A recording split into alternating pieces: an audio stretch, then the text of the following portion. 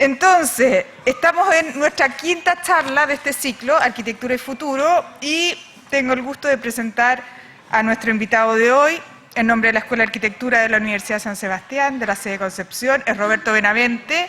Él es un arquitecto que tiene estudios en la Universidad Católica de Valparaíso. Desde muy pronto se radica en Francia en el año 1982. Allí integra la oficina con Borja Huidobro como jefe de proyecto durante 6 años, realizando parte importante del proyecto y seguimiento de la obra del nuevo Ministerio de Finanzas de París, nada menos. Desarrolla desde muy temprano proyectos de diseño en tecnología de la construcción y diseño industrial, en donde obtiene en el año 1985 el primer premio del concurso internacional Innovación en Plástico.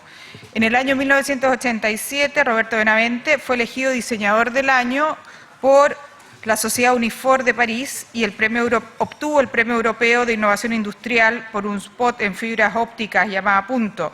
En el año 1989, él concibe y realiza la museografía para el Museo Nacional de Historia Natural de París, que hasta el día de hoy es considerado un hito en la museografía contemporánea. Más adelante, en el año 97, crea su propia oficina en la ciudad de Versalles, en Francia, y en asociación con Borja Huidobro realizan en Chile y en el extranjero numerosos proyectos de arquitectura, entre los cuales se destacan el edificio Banmédica y el Golf en Santiago, el pabellón de la Expo Lisboa del año 98, el pabellón de Chile, ¿no es cierto?, y el Museo de Ciencias Naturales. En el año 2005, él regresa a Santiago y funda ahí la oficina Roberto Benavente y Asociados. Antes había proyectado también proyectos de museografía para el Museo de Oro de Bogotá, el Museo Nacional de Prehistoria de Francia, el Museo Nuestra Señora y la Rosa de Bélgica. Más adelante, entonces, estando en Chile, trabaja en proyectos de arquitectura, museografía y también patrimonio, como el Museo Naval de Valparaíso, la Casa Patronal Quilapilún en Colina, y diseña diversas exposiciones en Chile y en el extranjero, entre las que destaca la exposición La Antigua China y el Ejército de Terracota en el Centro Cultural del Palacio de la Moneda. Roberto Benavente también mantiene una actividad docente, participa en publicaciones y conferencias en relación a sus temas, que son principalmente el patrimonio cultural y la arquitectura sustentable. Agradecemos entonces a Roberto que nos acompañe esta tarde.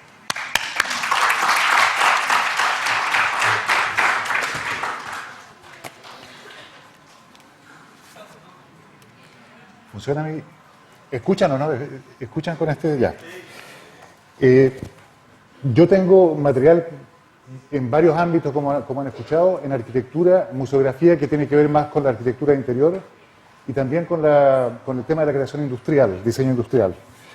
Pero la verdad que almorzando muy gratamente con profesores de la escuela,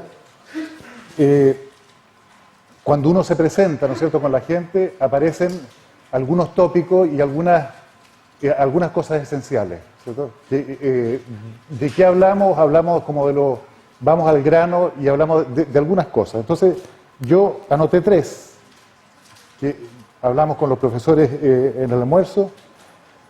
Una, del sentido de las cosas.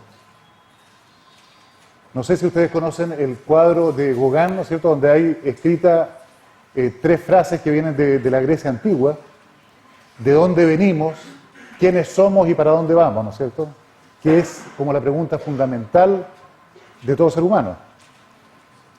Entonces, ese es como un paralelo o un meridiano, ¿no es cierto?, que me gustaría que estuviese discutido con ustedes, porque no tiene sentido que yo les despliegue PowerPoint de obra, eso no tiene mucha gracia, digamos.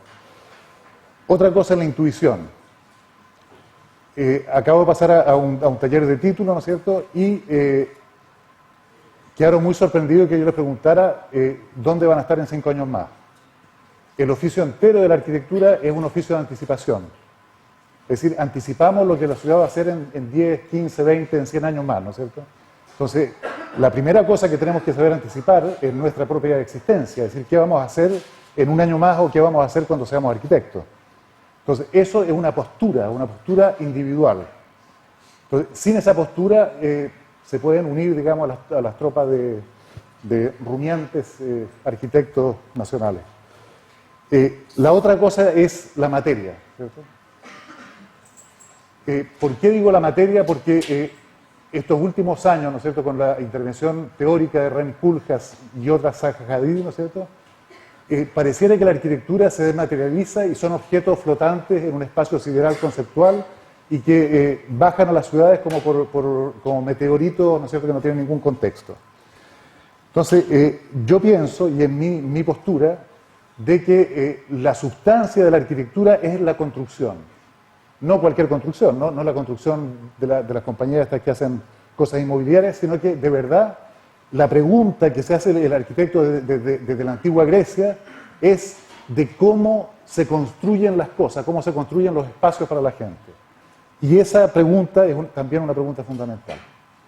Entonces, lo que les propongo, no sé si tienen timideces de algún tipo, me gustaría mucho que ustedes aprovechen también de conversar, que las preguntas no queden para el final, sino que tal vez con las preguntas que ustedes me hagan, yo les muestro proyectos para responderles, porque si no es una lata pasar una lista de proyectos, aunque sí prometí que iba a pasar los proyectos de museografía, porque en Santiago me pidieron una obra, chuta ya, es complicado, ahora me piden museografía, bueno, también puedo hacerlo, pero a mí lo que me interesa es que ustedes se pregunten y que ustedes me pregunten, incluso preguntas indiscretas, ¿no es cierto?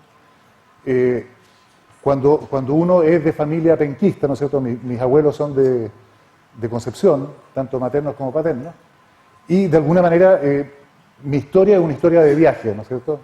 Hace algunos años, antes que se muriera, con Guillermo Julián, que yo lo conocí en Francia, conversábamos de esta enfermedad rara que nos habita, ¿no es cierto?, con este bicho raro, de que estamos viajando permanentemente y que finalmente estamos flotando entre Europa y América Latina.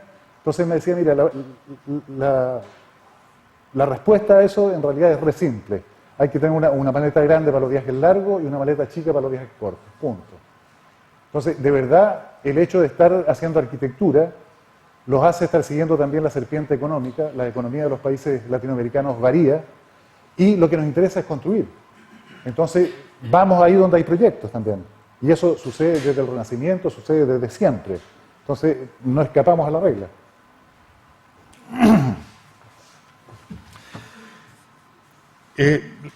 Les propongo que alguien oriente la conferencia con una pregunta. Ahí están los temas.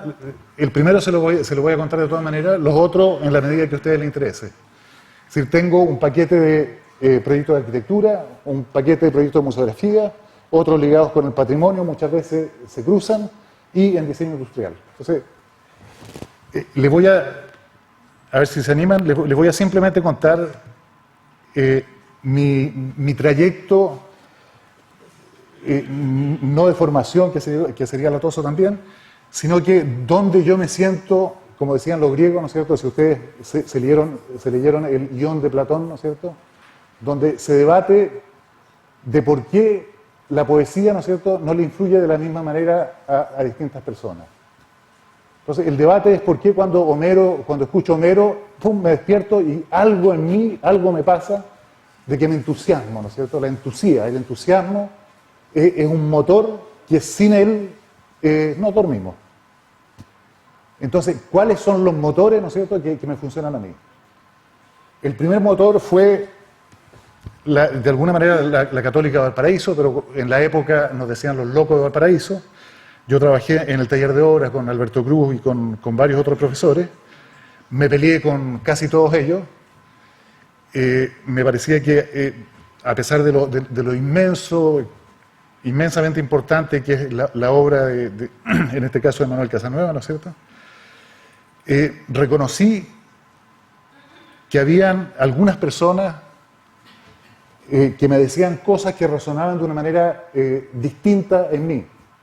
Es decir, yo tenía que ver con esas personas y no con las otras. No es que los otros fueran malos profesores, sino que mi persona coincidía con algunas cosas que me decía Fabio Cruz, con algunas cosas que me decía Manuel Casanueva y con algunas cosas que me dijo Miguel Eiquén antes de partir a Francia. Miguel Eiquén es un arquitecto que tiene hoy día, me parece, 92 años, sigue diseñando planeadores y casas, y los planeadores que diseña los vuela también a los 92 años. Entonces es una persona muy particular. Él trabajó con Jean Prouvé, no sé si saben quién fue Prouvé en la historia de la arquitectura moderna.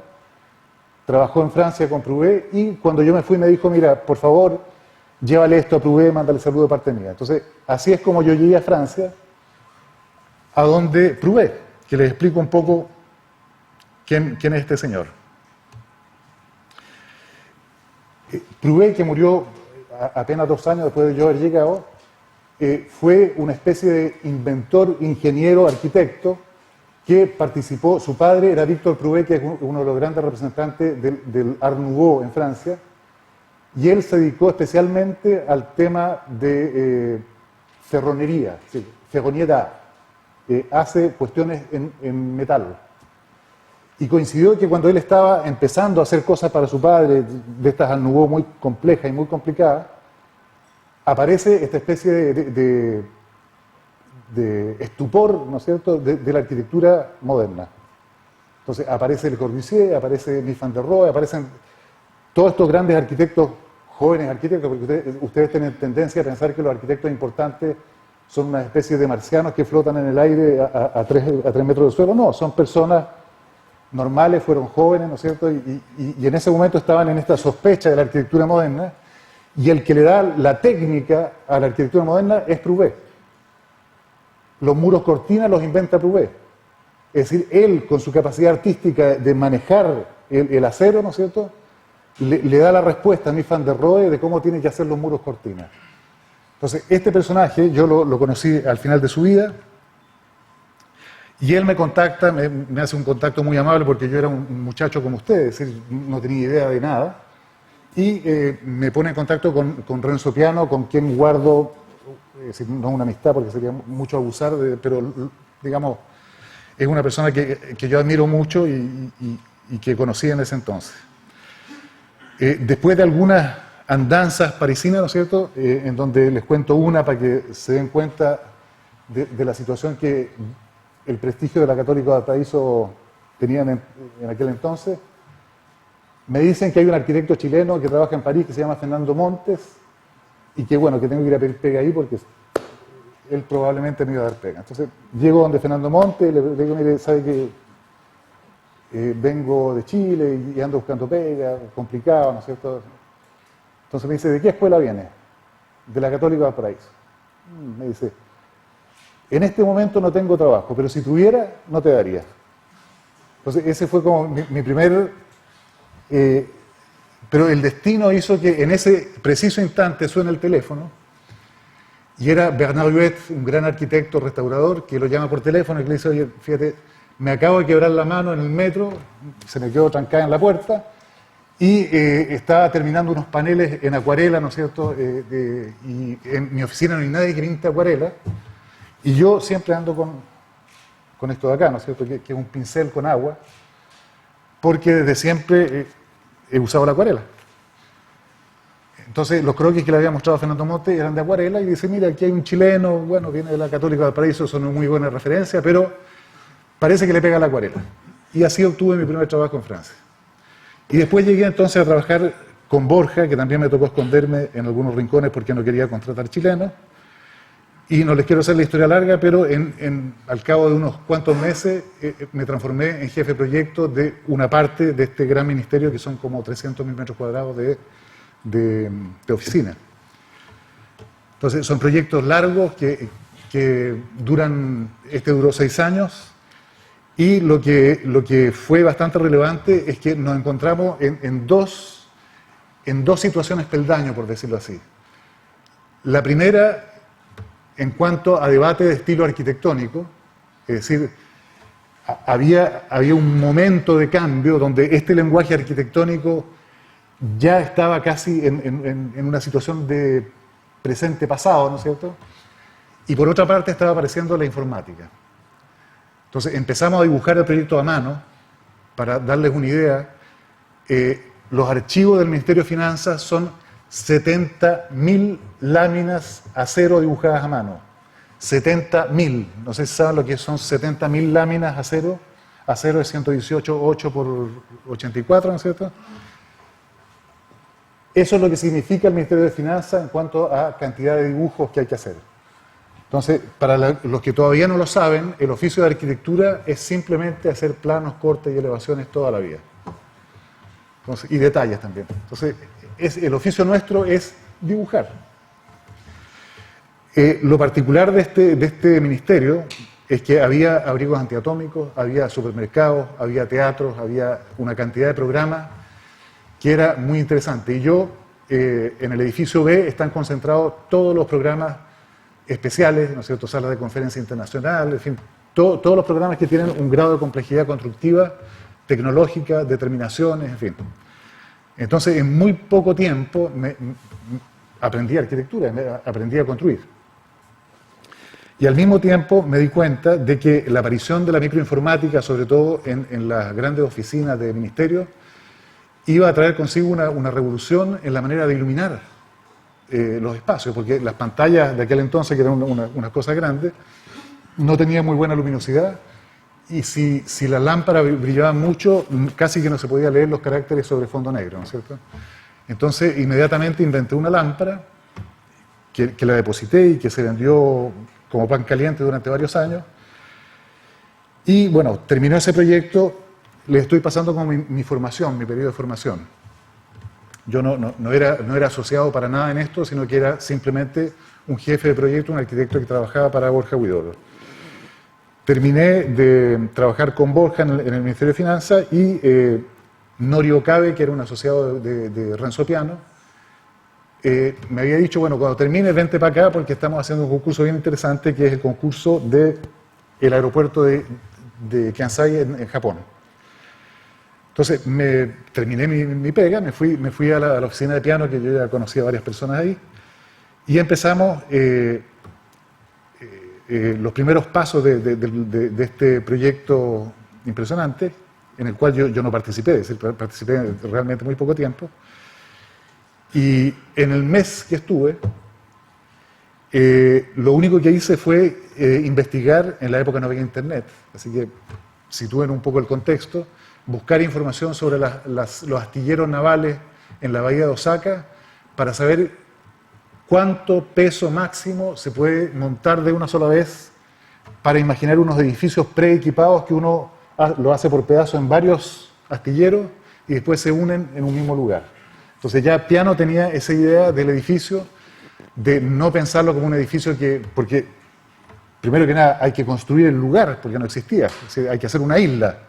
Entonces pensar linealmente que hay que hacer las fundaciones, traer el hormigón, empezar a hacer muros, es decir, eso no era para nada operante en este proyecto. Entonces empezamos al revés, cómo todo se puede fabricar afuera y simplemente la construcción es una faena de ensamblaje. Entonces descubrimos una grúa que son capaces de levantar unos volúmenes de 200 metros de largo por 80 por 80 equipados. Entonces son unos barcos gigantes donde en la grúa, ¿no es cierto?, la cabina de pilotaje no se ve, se pierde en el espesor de la estructura, digamos. Entonces, no me duró mucho el trabajo donde Renzo Piano, porque Borja Huidobro y Paul Chemetov me invitaron a asociarme para hacer un concurso. Y ese concurso era el Museo Nacional de Historia Natural. Concurso que ganamos. Y bueno, ahí empezó mi asociación con Borja Huidobro y Paul Chemetov para este tema. Es decir, yo no estaba asociado para el resto de los proyectos, después me asocié para otros proyectos que se hicieron en Italia, que se hicieron en otros lugares, pero concretamente fue este proyecto de acá. Les voy a mostrar para que vean, ese soy yo, aunque no lo crean.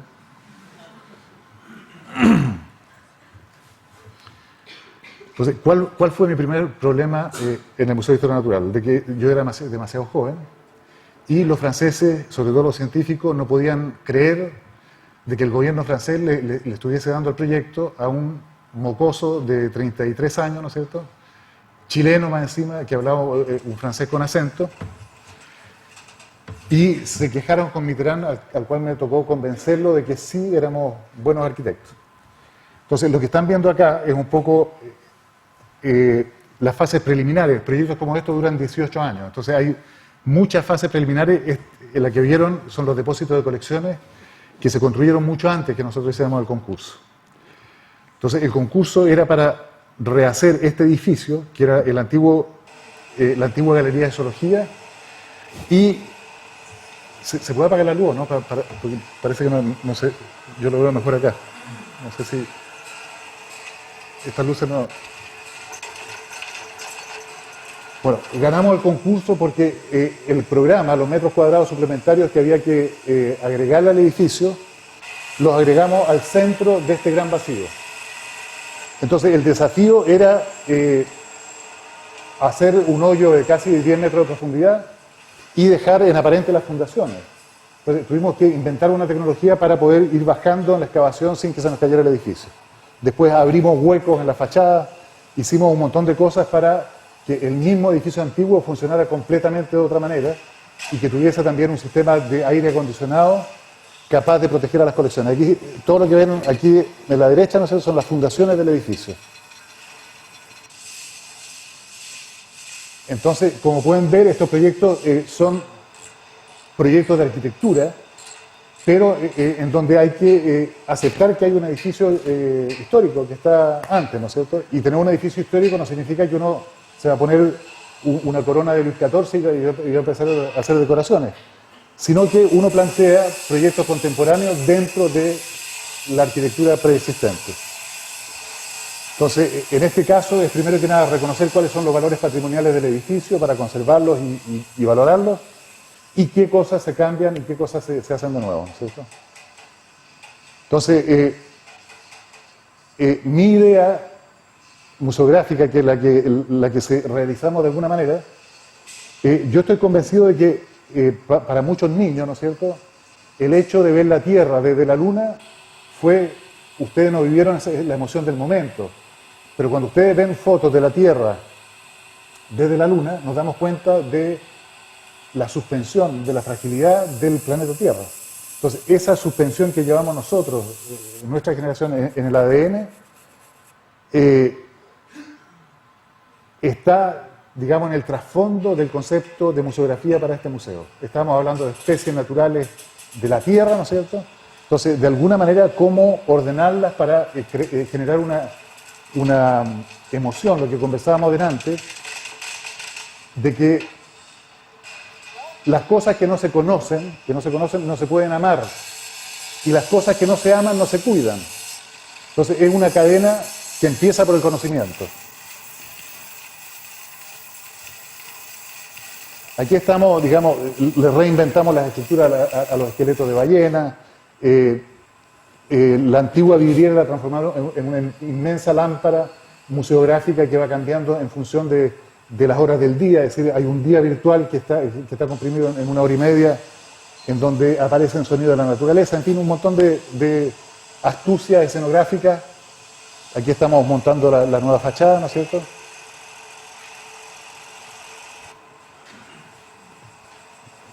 Como pueden ver, es una cosa compleja porque tiene que ver también con esto de restaurar los animales y de saber cómo los ponemos, cómo estos objetos, que son en realidad unas esculturas naturales, cómo van a significar de alguna manera dentro de un espacio arquitectónico.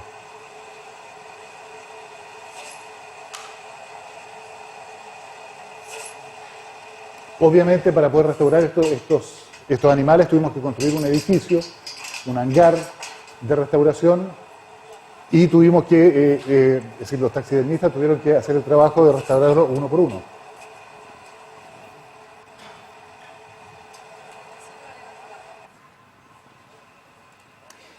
Si ustedes se fijan, cada objeto de esto, porque son objetos, no son animales, son unas esculturas, ¿no es cierto?, recubiertas de una piel, tienen un zócalo bastante grande. Ahí estoy yo dando algunas instrucciones hace muchos años. Y el tema de la arquitectura, ¿no es cierto?, comienza cuando el metro métrico, cuando la wincha del metro es inoperante. Me explico. Si ustedes caminan 100 metros en no sé qué autorruta o qué ruta desagradable hay en Concepción. Caminar 100 metros en una calle muy desagradable no es lo mismo que caminar 100 metros dentro en un parque o dentro de un centro comercial. La distancia se dilata o se comprime. Y cuando se produce esa variación del metro lineal, del metro de centímetros, ¿no es cierto?, de 100 centímetros, ahí comienza la arquitectura. Porque el tema de la arquitectura es cómo jugar, ¿no es cierto?, cómo jugar con esa dilatación y compresión del espacio por la belleza, ¿no es cierto?, por la belleza de los espacios. Entonces, estábamos debatiendo de eso, de cómo hacer para que estos animales quedaran puestos, pero no hay una ciencia que diga cómo poner los animales. Entonces, empezamos a desplegar conocimientos de teatro, invitamos a René Alió, que fue un director de cine, y cada cual con su ojo empezamos a opinar, los ponemos por tamaño, los ponemos por color, los ponemos por qué cosa, ¿no? Y de verdad trabajamos mucho en eso de poner los animales y no encontrábamos la fórmula. Y René Alió, que venía del mundo del teatro, nos dice, ¿y qué pasa si los ordenamos por mirada?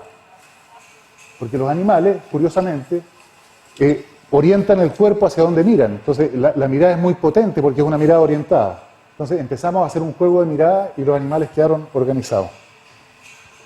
Aquí están viendo otras aventuras, ¿no es cierto?, de suspensión de objetos, de cómo, en este caso, por ejemplo, el zócalo es un zócalo patrimonial porque está firmado por un científico del siglo XVIII, entonces no se le puede sacar el zócalo al objeto.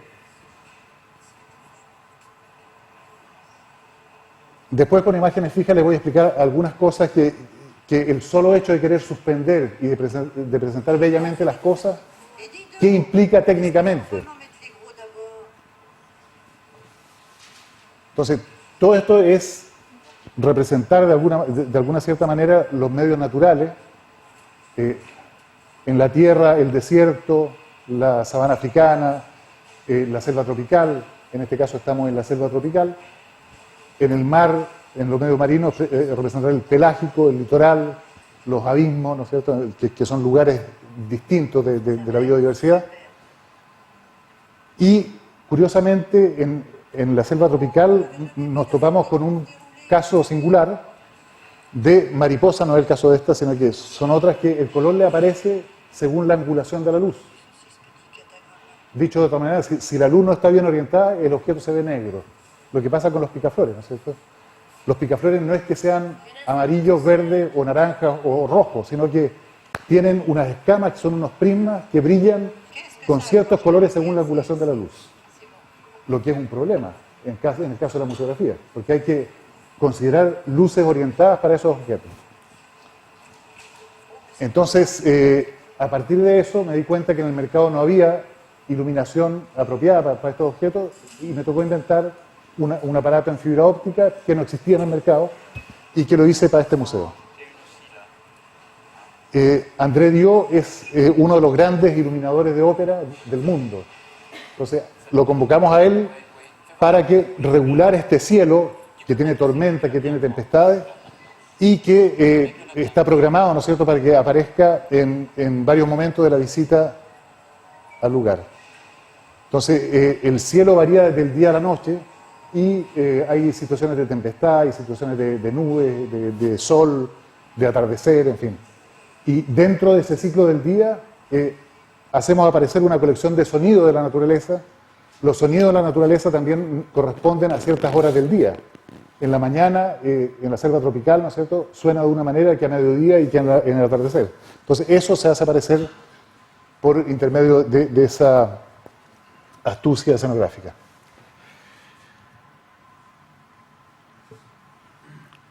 Esta era la Galería de Zoología antiguamente, ¿no es cierto?, y les voy a mostrar algunas imágenes. Este es el hangar, ¿no es cierto?, donde se restauraron los animales. Aquí están las imágenes del edificio en su fase de construcción. Esta es una parte de la representación del pelágico, que por supuesto los pescados están en un espacio, y la invención fue moldear pescados reales en resina y hacerlos flotar, ¿no es cierto?, en el mismo espacio que la gente. La idea es que nuestro lema era alusión y no ilusión. Toda la mecánica del siglo XIX, los museos del siglo XIX, pretendían dar la ilusión de que estábamos en la Antártica, pero no estamos en la Antártica, estamos en un edificio. Entonces, esa convención teatral que era aceptada en los museos del siglo XIX no era necesaria. Entonces, no tengo que hacerle creer que estoy en el mar. Tengo que conceptualmente construir una idea que evoca simplemente, que hace alusión al mar.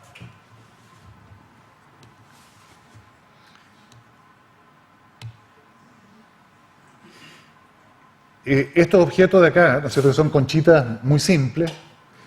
El gran drama que tienen las conchitas, ¿no es cierto?, que es un objeto bastante común. Hay gente que colecciona conchitas y que las pone en su repisa, ¿no es cierto? Entonces es muy difícil singularizarlas espacialmente. Entonces, una cosa que yo vi caminando en París, en una tienda de antigüedades africana, vi unos objetos que estaban suspendidos con unos soportes muy bellos porque no se veían. Entonces pregunté por la persona que los había fabricado y contraté a esa persona para que me concibiera todos los soportes del Museo de Historia Natural. Marc Jean-Claude es un gran amigo ahora, trabajó conmigo también en el Museo del Oro, y el tema de él fue inventar los espirales que calzan perfectamente con la forma de la conchita, porque hay que agarrarlos por dentro, son piezas de colección, no se pueden dañar. Entonces, el objeto tiene que quedar casi tomado por dentro y suspendido en el espacio. Esto parece muy simple, pero todos los soportes están hechos en latón, el latón es amarillo, entonces una vez que el artesano lo fabrica, hay que mandarlo a bruñir, ¿no es cierto?, a empagonar, y como cada soporte es distinto, y como hay 800.000 objetos, en el momento cuando vuelve el bruñido, el soporte tiene que encontrarse con la conchita. Entonces, ese es un tema de hoy día con los computadores y con la trazabilidad de los productos, es muy fácil. Pero en la época recién estaban apareciendo los computadores. Entonces, inventamos una de las primeras bases de datos para poder hacer trazabilidad de las piezas, que estaban solamente registradas en papel. Entonces, nada más que para poder hacer las vitrinas tuvimos que inventar herramientas informáticas. Entonces, con esa herramienta informática hacíamos las fichas de los objetos uno por uno y con la imagen de los objetos podíamos armar, digamos, virtualmente la vitrina. Hoy día esto es un juego de niños, ¿no es cierto? En la época era muy complicado. La otra complicación de que cada una de estas vitrinas que representan un medio natural particular, aquí, por ejemplo, habían 60 científicos especialistas del tema, que se llama la malacología. Entonces, ¿cómo hacemos para citar a 60 personas que tienen que aprobarnos la vitrina? Mandamos 60 correos, no había correo electrónico. Entonces, lo que hicimos justamente es citarlos a un día específico a los científicos que tenían que ver con tal o cual vitrina. Los que venían, venían, los que no venían, no venían, como en esta conferencia.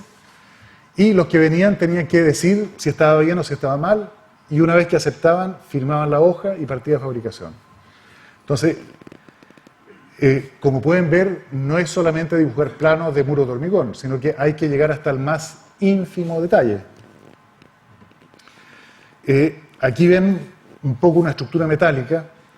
El hielo del Ártico, ¿no es cierto?, está simplemente representado con unas hojas de vidrio sobre las cuales están apoyadas estos grandes especímenes que pesan entre 500 y 800 kilos y que simplemente, como el vidrio trabaja muy bien a la compresión, es muy fácil con dos discos de metal poner un vidrio entre medio y aprovechar del efecto del vidrio esmerilado, ¿no es cierto?, que pareciera o evoca el hielo, pero no trata de imitarlo.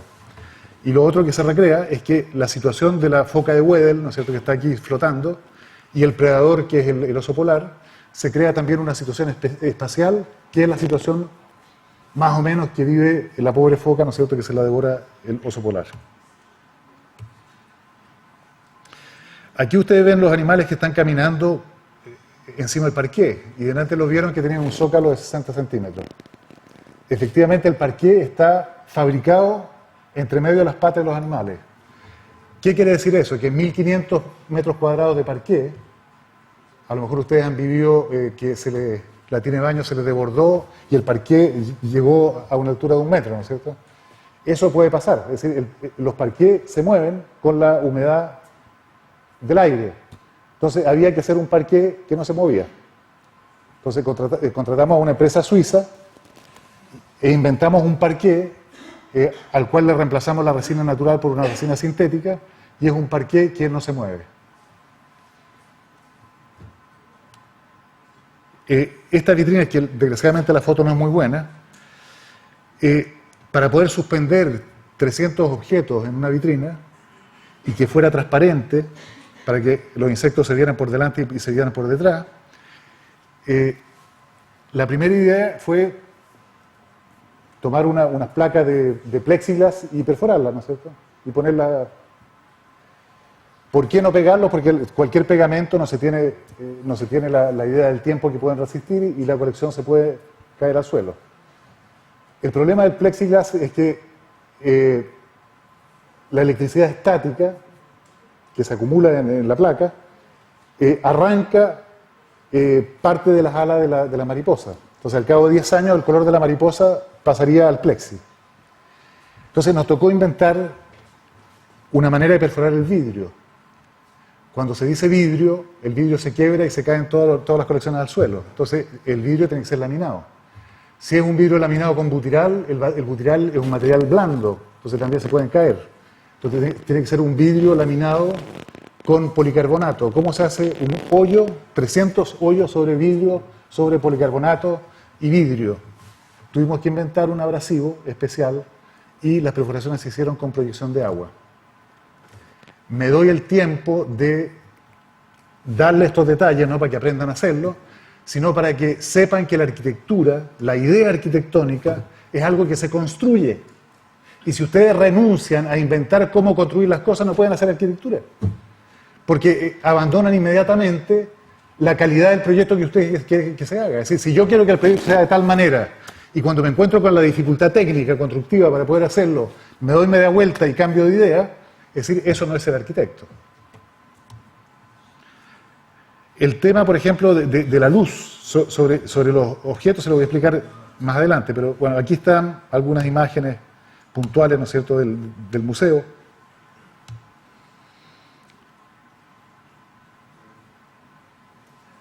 De manera general, el proyecto está organizado de que los 2 pisos de abajo representan los medios terrestres y marinos, los pisos de arriba, que son unos balcones, unos pisos que se balconan sobre este gran vacío. En uno se trata la historia de las teorías de la evolución, en el otro la relación del hombre y la naturaleza, en otra sala que está aparte las especies desaparecidas, y en el subterráneo el gran hoyo que hicimos es la sala de exposiciones temporales. Entonces, este es el Museo de Historia Natural de París. Se comenzó, nos ganamos el concurso en el 89 y se inauguró en el 94. Y el año pasado creo que se cumplieron los 2 millones de visitantes y lo nombraron el Louvre de las Ciencias Naturales. Entonces, es un lugar bastante prestigioso. Ahora, les pregunto a ustedes, ¿de qué quieren que hablemos? ¿Quién tiene la palabra?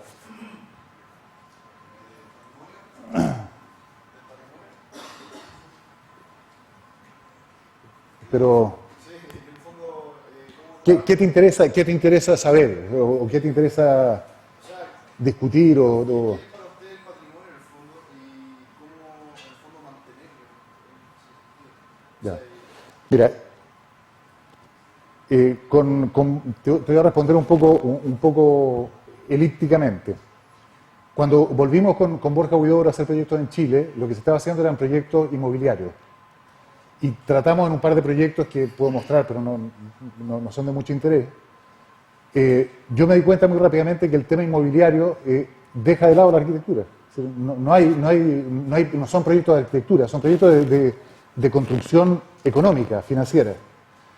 Entonces, lo que se ha perdido completamente, y tu pregunta apunta a eso, es decir, ¿cuál es el patrimonio de las ciudades? ¿No es cierto? ¿Dónde está lo patrimonial de la arquitectura?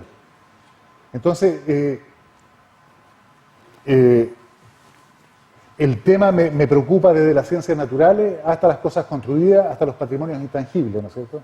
Hay definiciones de patrimonio, hay muchas, pero concretamente se trata de poder conservar lo que nos constituye a nosotros, ¿no es cierto?, como chilenos, como seres humanos, como seres pensantes. Es decir, patrimonios hay muchos. Por ejemplo, Monteverde en Puerto Montt, ¿no es cierto?, que es el vestigio de asentamientos humanos más antiguo del mundo, perdón, de América, no del mundo, de América, no de Sudamérica, de América, 13.000 años, ¿no es cierto? Esos vestigios están en Puerto Montt. ¿A quién le importa? ¿Sabían ustedes que existía Monteverde? Bueno, algunos sí. ¿Qué se hace y dónde están guardados esos vestigios patrimoniales? Están, por suerte, en las colecciones de la Universidad Austral de Valdivia, a la cual se le está haciendo un buen depósito. Pero en general la preocupación por el patrimonio es en Chile una pega bastante difícil. Y yo decidí de volver a Chile a dedicarme casi exclusivamente a eso. Entonces, ¿en qué consiste? En este momento, en particular después del terremoto, consiste en tratar de hacerle ver a los hombres políticos y a la gente que está decidiendo cosas, y muchas veces cosas bastante brutales, de que nuestros castillos feudales es nuestro patrimonio en adobe. Es decir, gran parte del patrimonio arquitectónico chileno, porque somos un país pobre, no nos llegó la piedra de Cartagena de India, no nos llegó el oro del Perú, entonces tenemos un patrimonio en adobe. Hay gran cantidad de conjuntos de casas patronales, de iglesias, en fin, de muchas cosas que están construidas en adobe. La de madera sufre menos, el adobe sufre mucho porque no se restaura correctamente. Actualmente el adobe sufre más de las disposiciones legales del gobierno que de los terremotos. Es decir, hay leyes que impiden de que los edificios en adobe sean asegurados. Los seguros no existen para los edificios en adobe. Entonces, si uno quiere instalar una universidad, una casa, un edificio público, no lo puede hacer en un edificio patrimonial porque no está asegurado. Entonces, uno toma el riesgo de la justicia porque se cayó y no estamos asegurados, ¿no es cierto? Entonces, esa es la primera faceta de la destrucción del patrimonio nacional. La segunda y más importante, o la primera más importante, es la ignorancia. Como les decía antes, no se puede amar algo que se desconoce. Y algo que no se ama no se cuida. Entonces hay cantidades de cosas que están desapareciendo en Chile en la indiferencia completa. Por ejemplo, en Bahía Inglesa está el yacimiento más importante del mundo, no de América, del mundo, de fauna marina, de fósiles de fauna marina, digamos, del tiempo de los dinosaurios. Hay una empresa que la está moliendo para sacarle las fosforitas. Y han habido denuncias a bienes nacionales, a todos los ministerios correspondientes, y nadie hace nada. Sigue, ustedes pueden ir hoy en día, y hay la misma empresa hace 15 años que lo está haciendo y lo sigue haciendo. Y es un yacimiento que tiene como 10 kilómetros de largo, por no sé cuánto de profundidad, y que todas las instituciones mundiales que trabajan con paleontología y arqueología le han pedido al gobierno chileno que por favor cese esa masacre. Y sigue. Con concertación, con Piñera, sigue la cosa. Otros temas patrimoniales, las colecciones nacionales. ¿Quién me dice cuál es el presupuesto nacional que tiene el Museo Nacional de Bellas Artes? Hablamos con Simonetta, ¿no es cierto?, de arte, hablamos de Florencia, hablamos de lugares donde el arte está presente en el cotidiano. ¿Cuál es el presupuesto anual para el único lugar que tiene Chile para mostrar, digamos, el arte nacional, internacional y todo eso? Dígame una cifra extremadamente baja. ¿Cuánto? ¿Cuánto? 14 millones. La subieron, ante las protestas, muchas de ellas mías, la subieron a, me parece, 60 millones anuales. El Centro Cultural Palacio de la Moneda, que no tiene colecciones, que es solamente un hueco para hacer exposiciones temporales que las financian las empresas por lo demás, tiene un presupuesto anual de 2.000 millones. Entonces, ¿qué pasa en este país? ¿Sí? ¿Qué pasa con el patrimonio en este país? La pregunta es, ¿cómo ¿Cómo? ¿Cómo inspirar a tantos millones de personas, convencerlas, personas que no quieren hacer nada? Es decir, les cuento un caso local. Nos contactan en París, ¿no es cierto?, un científico de la Universidad de Concepción y nos cuenta una historia que yo la contaba antes, que se la voy a repetir. Cuando Livingstone va al nacimiento del lago Victoria, ¿no es cierto?, se pierde unos años y lo descubren de vuelta, vuelven, y había un señor Smith que lo contratan en Brasil para hacer levantamiento de flora y fauna en Brasil. Y él, por curiosidad propia, quiere rehacer el viaje de Darwin y se toma un barquito en Brasil, pasa por el Cabo de Horno, llega a Talcahuano, oh sorpresa, se enamora de una penquista y se queda en Concepción. Y este señor investiga, recoge material de ciencias naturales en la cuenca del Biobío. Estoy hablando de los años 20, por ahí 1920. Toda esa colección, que es bastante rica, ¿no es cierto?, queda por rebote que no conozco, no sé cuál es cómo llegó, pero llegó a la Universidad de Concepción. Entonces, la Universidad de Concepción hoy en día tiene colecciones de mineralogía, de ciencias naturales, de antropología, tiene una cantidad. Por ejemplo, tiene una colección de arte mapuche, que es una de las más importantes que hay en Chile, que está arrumada en un box, ¿no es cierto?, en cajas de manzana, está puesto uno arriba de otro, en un box al lado de la universidad, y tiene que seguir ahí mismo. Entonces, nos pidieron que por favor hiciéramos un proyecto para un depósito de colecciones, para que todas estas colecciones de antropología, de ciencias naturales, encontraran un lugar con laboratorios que pudiesen servir al personal de la universidad y a científicos extranjeros que pudiesen consultar estas exposiciones, o estas colecciones. Y además, accesoriamente, una pequeña salita para mostrar algunas piezas, ¿no es cierto? Y por eso llamamos el proyecto, lo llamamos Museo de la Universidad de Concepción. Nos pagaron un anteproyecto, nos pagaron un proyecto, estábamos a punto de empezar a hacer la faena, ya está implantado, está en todos los planos de la Universidad de Concepción. Cambio de rector, llega me parece que el rector actual, señor Lavanchi, y él dice, museo, ¿para qué museo? ¡Pum! Se acabó. Entonces las colecciones siguen debajo de los escritorios de los profesores, encima de los roperos de no sé dónde, y esa es una de las colecciones importantes que tiene Chile.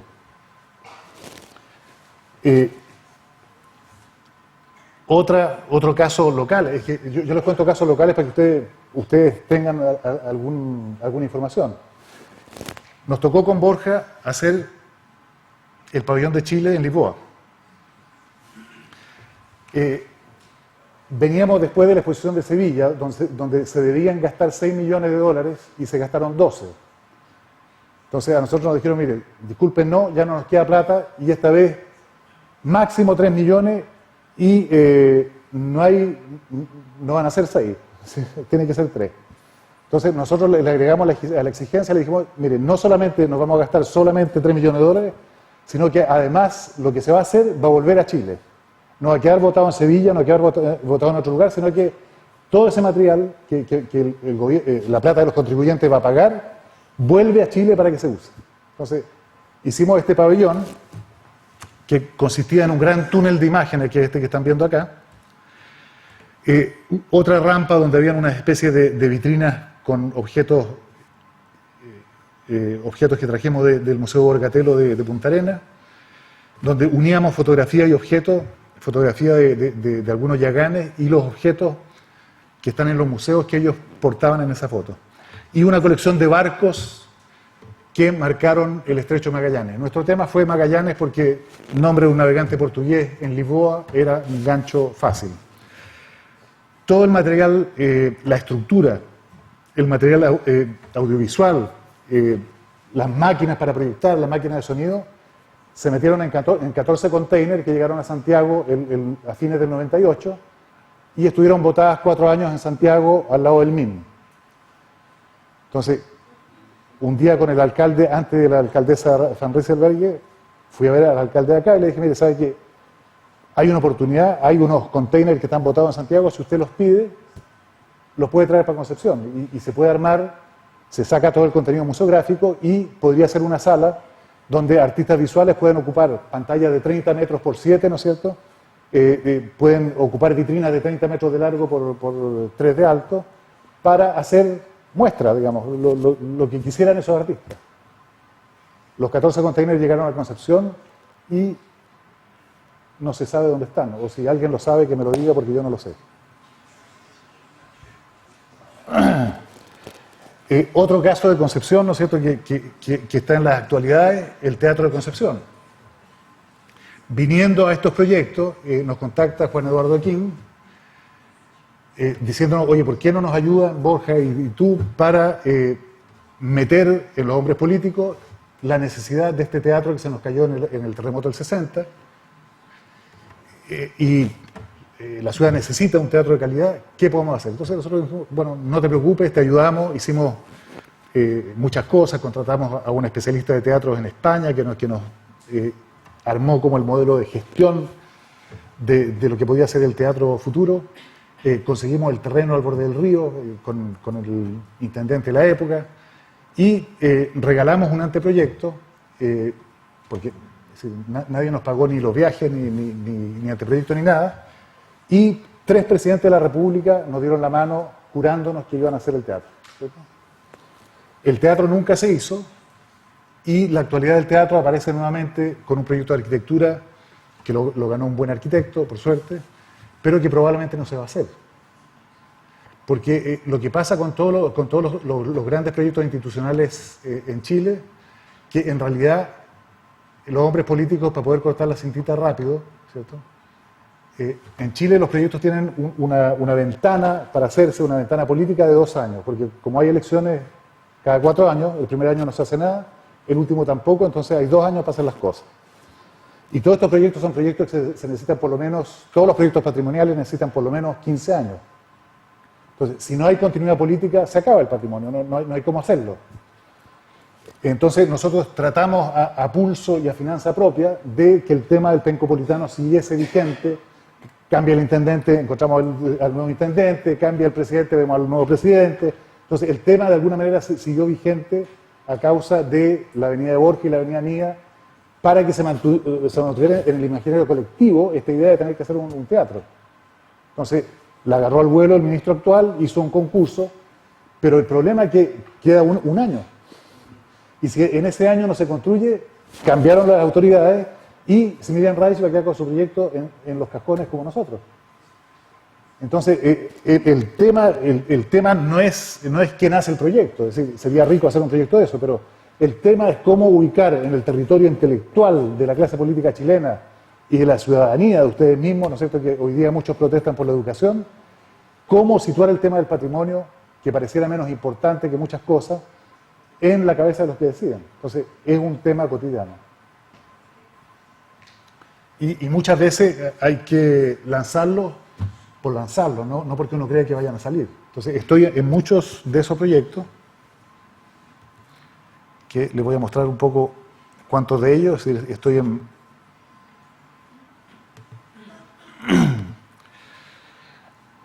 Hay algunos que no puse acá, pero estamos en la restauración de un monumento histórico, que es una casa patronal en Colina. Estamos en la restauración del monumento histórico del Mercado de Talca. Estamos tratando de salvar el Palacio Pereira. No sabemos si vamos a lograr algo. Y estamos también tratando de que el Museo Naval de Valparaíso se salve como edificio patrimonial en su conjunto. Hay muchas otras cosas más, estoy trabajando en Doñigüe, estoy trabajando en Colchagua, pero muchas cosas es simplemente apoyar, estar en reuniones, muchas veces insultar a algunos pelotudos, perdón, que lo único que quieren es farandulear y figurar y cortar cintitas. Entonces, el tema del patrimonio es un tema bastante árido, pero alguien tiene que tomarlo, digamos,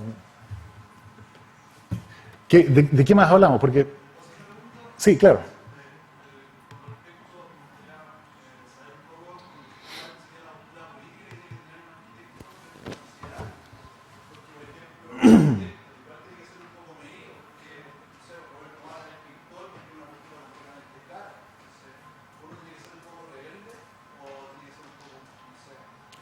Yo creo que hay que cultivar varias iras profundas. Y en mi caso particular, si me hace la pregunta a mí, Yo estuve profundamente contra el gobierno militar. Me valió 2 allanamientos en mi departamento en Viña del Mar. Mi ida a Francia rápidamente, nunca tuve una condena por ese hecho, pero se debió un poco a que hicimos las primeras manifestaciones en Valparaíso, las primeras manifestaciones relámpago de estudiantes. Habíamos calculado que la policía se demoraba 15 minutos, entonces las manifestaciones duraban 10 minutos. Y partimos por otro lado, entonces eran manifestaciones, éramos 5 personas, 10 personas. Y en la época yo estaba casi convencido de que si algún día en Chile llegaba la centroizquierda o gente que tenía una sensibilidad más social, que habrían cambios importantes. Debo decirte que no ha pasado nada. Entonces, ¿de qué lado estoy? Del lado de la arquitectura. No encuentro en el panorama político actual, es decir, una persona que conozco y que le tengo mucho cariño es Manfred Max Neff. No creo que tenga la posibilidad de representarse a ser presidente, ni que sería tampoco un buen presidente de la República, pero me parece que me reconozco en algunos ideales más bien humanos que políticos. Me parece que en el mundo entero la bipolaridad, ¿no es cierto?, derecha-izquierda es una cosa que está completamente a revisar. Entonces, es lo que estamos viviendo ahora. Pero sí tiene razón, uno tiene que tener las cosas claras, por lo menos en términos de, en lo personal, de justicia social, de querer que las cosas sean más equitables, ¿no es cierto?, para el país. Y en el tema de la arquitectura, sobre todo, y antes que nada, tener una ética personal.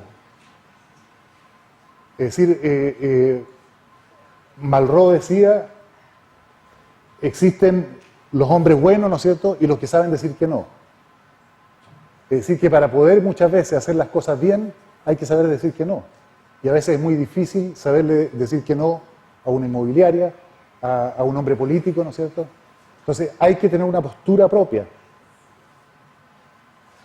Y hay que poder decirle, aunque ustedes no tengan pega y estén con hambre, decirle a una persona, mire, no, yo con usted no trabajo, no le voy a hacer un proyecto de arquitectura a usted.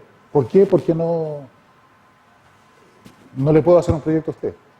Entonces, esa ética profesional es algo que se ha perdido mucho desde los años 80, digamos, del boom de los 80. Ya, ¿qué otra pregunta que puede orientar los proyectos que le muestre? Porque quisiera ver el influjo de Rubén en su trabajo de diseño industrial. Ya. Se lo voy a mostrar por encima, pero que tienen...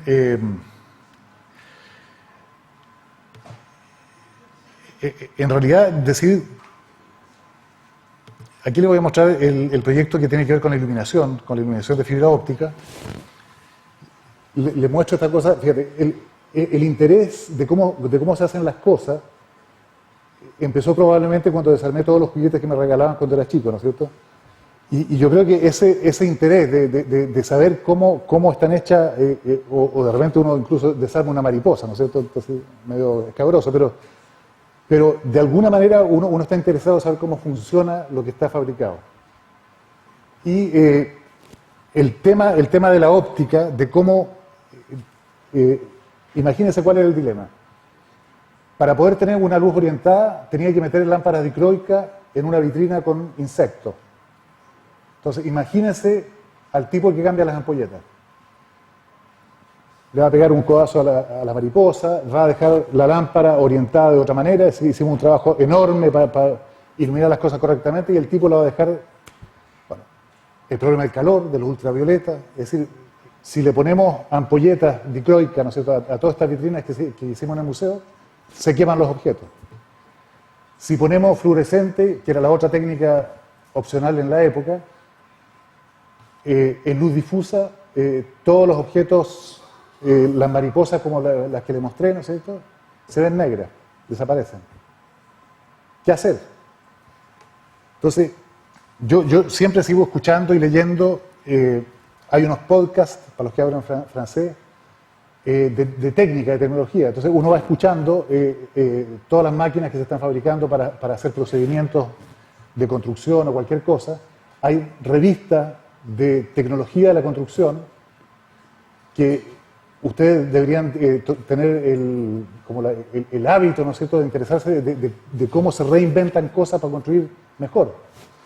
Entonces, leyendo esas cosas, de repente veo que hay un francés que inventó para Jean-Michel Jarre, que es un tipo que hace espectáculos sonoros, que inventó unas cuestiones ópticas con láser y con toda la cuestión. Entonces, yo le llamé por teléfono y le dije, oye, mira, parece que he trabajado en temas complicados, yo necesito un ingeniero óptico para inventar algo. Entonces, nos pusimos a trabajar en un sistema óptico y consiste en hacerle una óptica a una ampolleta, hacer converger el haz de luz a un punto, y de ese punto aparece una especie de brazos, ¿no es cierto?, que pueden tener hoy en día hasta 30 metros de largo y que conducen la iluminación por un principio físico que se llama la refracción total, que normalmente si uno mete dentro de una materia llena, no es un tubo abierto, sino que es una materia, es vidrio, ¿no es cierto?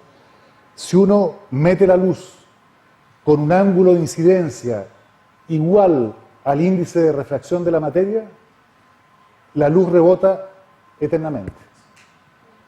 La materia en realidad tiene imperfecciones, el ángulo tiene imperfecciones, así que esta luz puede rebotar hasta 15, 20 metros, hoy día 30 metros.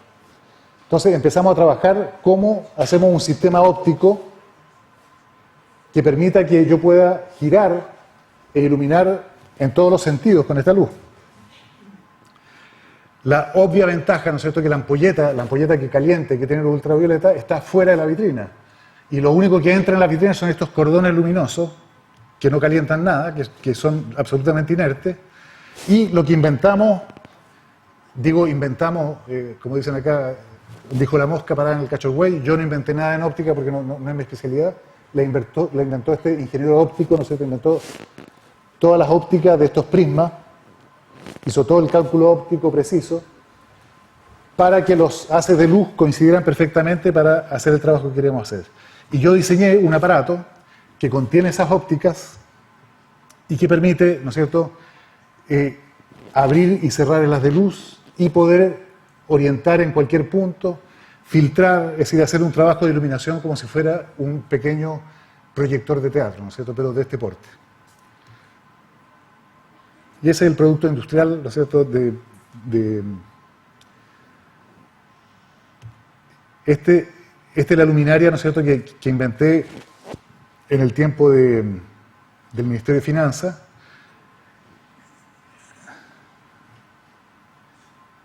Es que no tengo mucha imagen de eso, desgraciadamente. Esta es una tina de baño que dibujé. Pero, esta es otra cosa que inventé para Unifor, que era un cenicero desechable, que se botaba en un papelero desechable, que se botaba en un carrito desechable y que iba a un circuito de reciclaje. Esto es 1985, antes que se hablara de reciclaje, de responsabilidad, ¿no? El tema de la ecología todavía no estaba. Ya. ¿Qué otra pregunta? No sé si respondía. Bueno, el tema del diseño industrial, en realidad no existe el diseño industrial ni el diseño de esto o del otro. Existe simplemente el deseo de construir cosas. Se le ponen nombres institucionales para que las universidades puedan vender carreras, ¿no es cierto? Pero en realidad no hay límite entre un edificio y el diseño industrial. Es lo mismo, a escala distinta. Lo que pasa es que hoy en día hay una tendencia, y sobre todo en Chile, muy marcada, de que el arquitecto sería una especie de estilista, de que le da una onda a la caja esa, ¿no es cierto?, y la caja se hace para la ciudad y cae en una especie de bosta, ¿no es cierto?, en la ciudad, y ese es el trabajo del arquitecto. No, el trabajo del arquitecto es ocuparse absolutamente de la ciudad misma, de la mecánica de la ciudad, de cómo funciona la ciudad, ¿no es cierto?, en su imaginario, en su tránsito, en su capas arqueológicas, en su sostenibilidad de la flora y la fauna, en fin, y ver cuál es el objeto arquitectónico que además le va a dar una vida habitable a la gente que va a estar en ese preciso lugar. Y ese es un trabajo de reflexión bastante grande. Entonces, el oficio de la arquitectura no es una cosa de estilismo para ser famoso. Es un tema constructivo que tiene que ver con la construcción de las ciudades. Y la construcción de las ciudades tiene varias escalas. A ustedes les enseñan la escala del urbanismo y la escala de los edificios, pero si bajan un poco la escala, llegan a la escala del diseño muy rápidamente. Entonces, no están separadas las cosas. Si ustedes ven arquitectos como Wright, ¿no es cierto?, dibuja desde las cucharas hasta los edificios, es decir, no es problema. Y eso debería ser, la actitud del arquitecto debería ser esa. Y por lo demás yo creo que es la única manera de inventar, porque si ustedes no tienen un ojo para poder advertir lo que se ha hecho antes, difícilmente pueden crear edificios de una cierta inteligencia. Les muestro otro museo, si quieren. Siguiendo un poco con el tema del patrimonio, les voy a mostrar, no sé si me va a funcionar el link, pero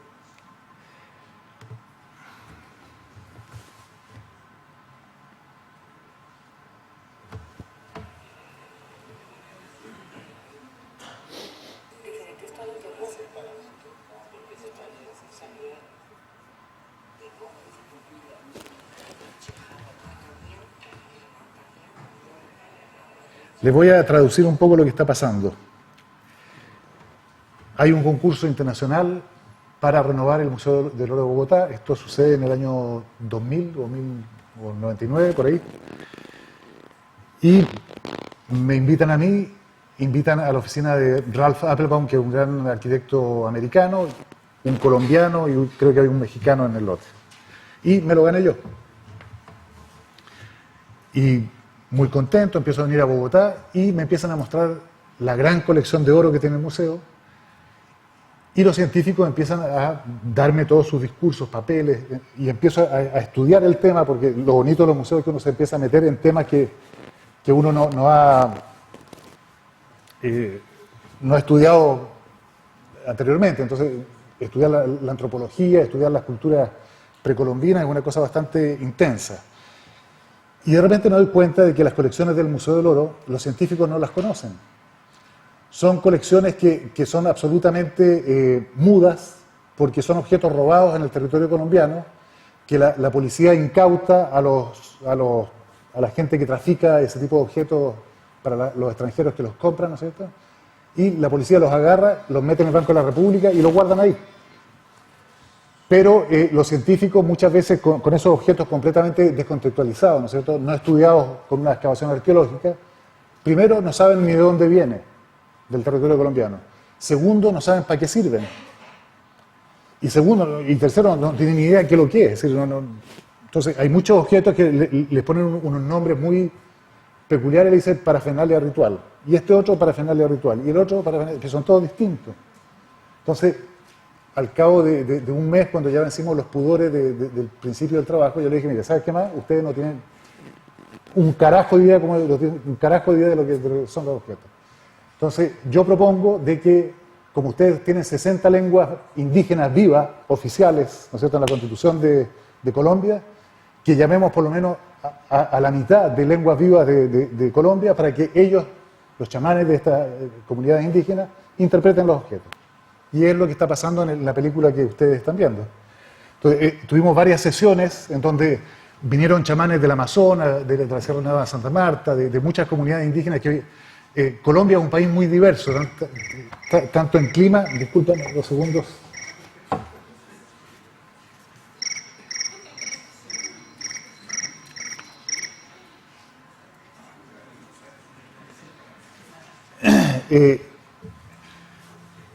Entonces, un país de una cultura muy diversa y culturas que no están, como desgraciadamente nuestros mapuches, que han perdido su cultura. Aquí hay gente que vive sin plata, es decir, viven hablando el idioma de origen en territorios completamente separados de la civilización y eso todavía existe en Colombia. Entonces, yo estaba muy preocupado Les voy a contar lo que estaban diciendo estas personas, para que vean un poco Este chamán de acá es un chamán arhuaco, que viene de la costa Caribe, donde hay una montaña de 5.000 metros de altura con nieve arriba. Caribe, nieve, ¿cierto? Una cosa absolutamente brutal. Y él nos está diciendo de que estas piedrecitas de acá, que son de la cultura tairona, que originarios de la Sierra Nevada de Santa Marta, dice, oiga, estos no son collares. Estas piedras perforadas las usamos nosotros para nombrar el mundo.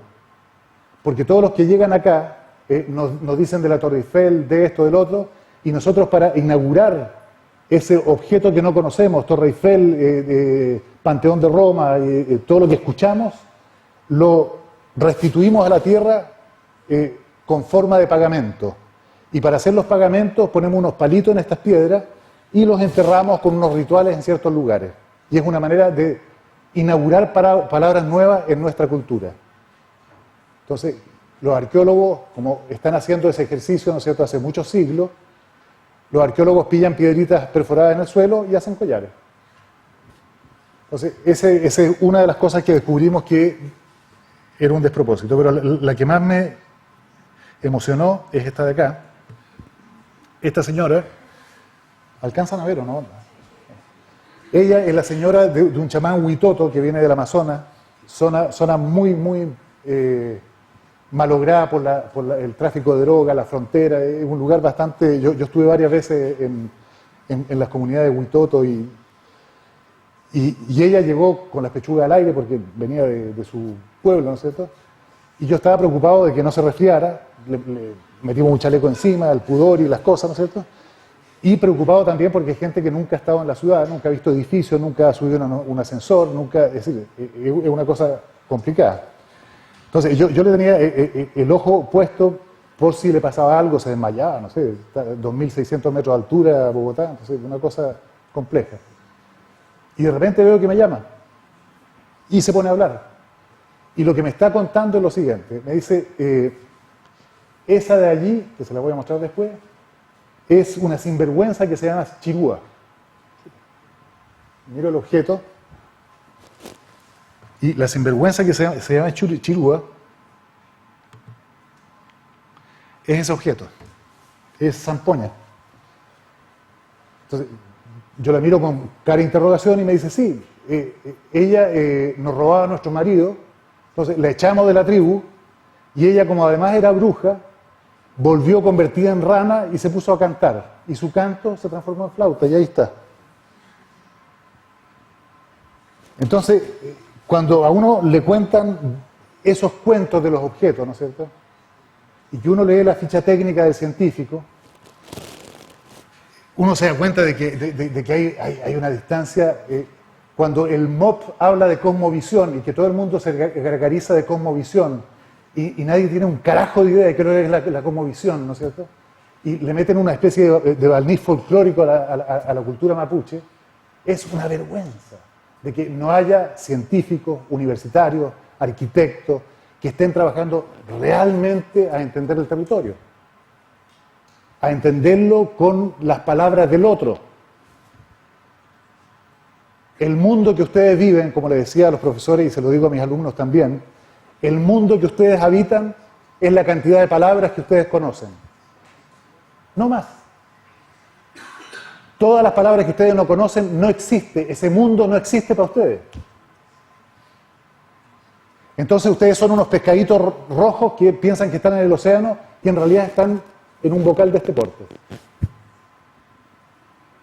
Entonces el arte, la arquitectura, tiene como misión individual en cada uno de ustedes de que la mesita en la cual están sostenidos, ¿no es cierto?, que ustedes se lancen al vacío, y cuando se van a lanzar al vacío la mesa se agranda. Y eso sin cesar, pero hay que lanzarse al vacío. Y lanzarse al vacío es lanzarse a conocer cosas que ustedes no conocen, a salirse de los esquemas mentales que ustedes tienen hoy día. Hay que ir quebrando esquemas sucesivamente. ¿Y eso cómo se hace? Leyendo.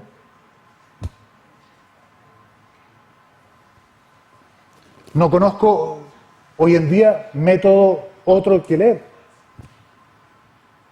Es decir, hace 2 semanas yo estaba con los indios guayú en la Guajira colombiana. También uno hace cosas, ¿no es cierto? Se desplaza. Muchas veces uno no sabe para qué se está desplazando.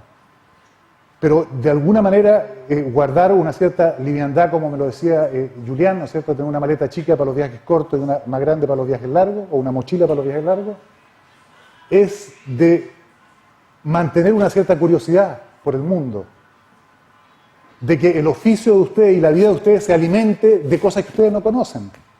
Si ustedes piensan que la universidad les dio todo lo que ustedes tienen que conocer y que ahora somos arquitectos y empezamos, es decir, están sonados. Yo practico Aikido hace no sé cuántos años, empecé el 88, ¿cierto?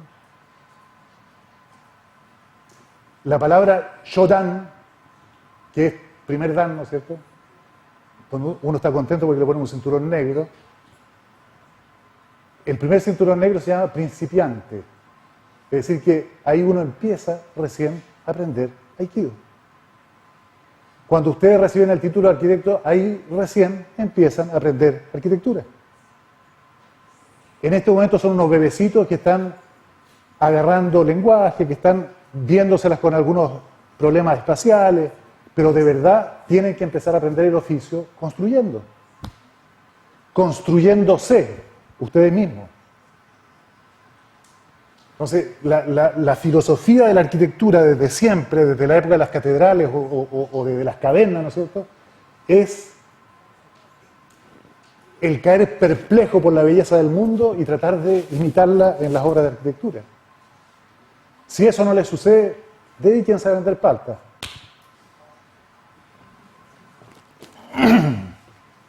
Bueno, este trabajo con las comunidades indígenas es un trabajo que se podría llamar de arquitectura de interior, porque es un edificio existente que se renueva completamente, le agregamos una torre al lado con Germán Samper, que era el autor del primer museo, y vuelve el tema de la suspensión.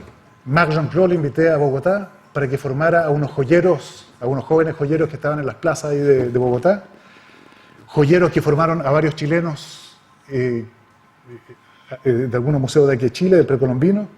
Entonces, de alguna manera hay que inventar también oficios para poder hacer las cosas.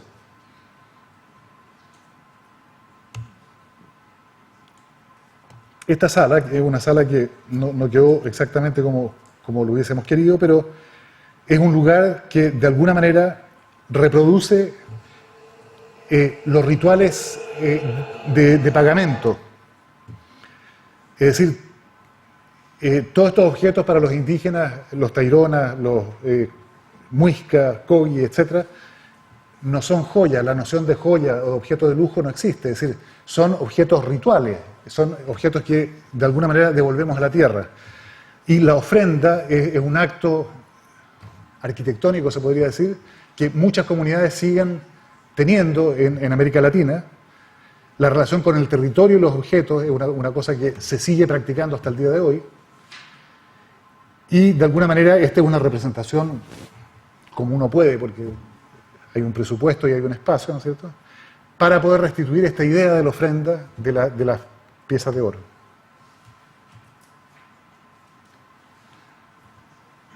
¿Hay preguntas o no? Para no... Ah, ¿se acabó?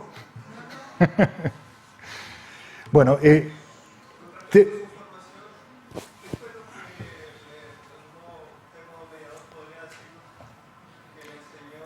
mira, le contaba a Simonetta que mirando para atrás me sucedió una cosa bastante curiosa y seguramente si ustedes hacen memoria también les ha sucedido cosas curiosas. Yo pasaba mis vacaciones aquí en Hualqui, cerca, ustedes deben conocer Hualqui.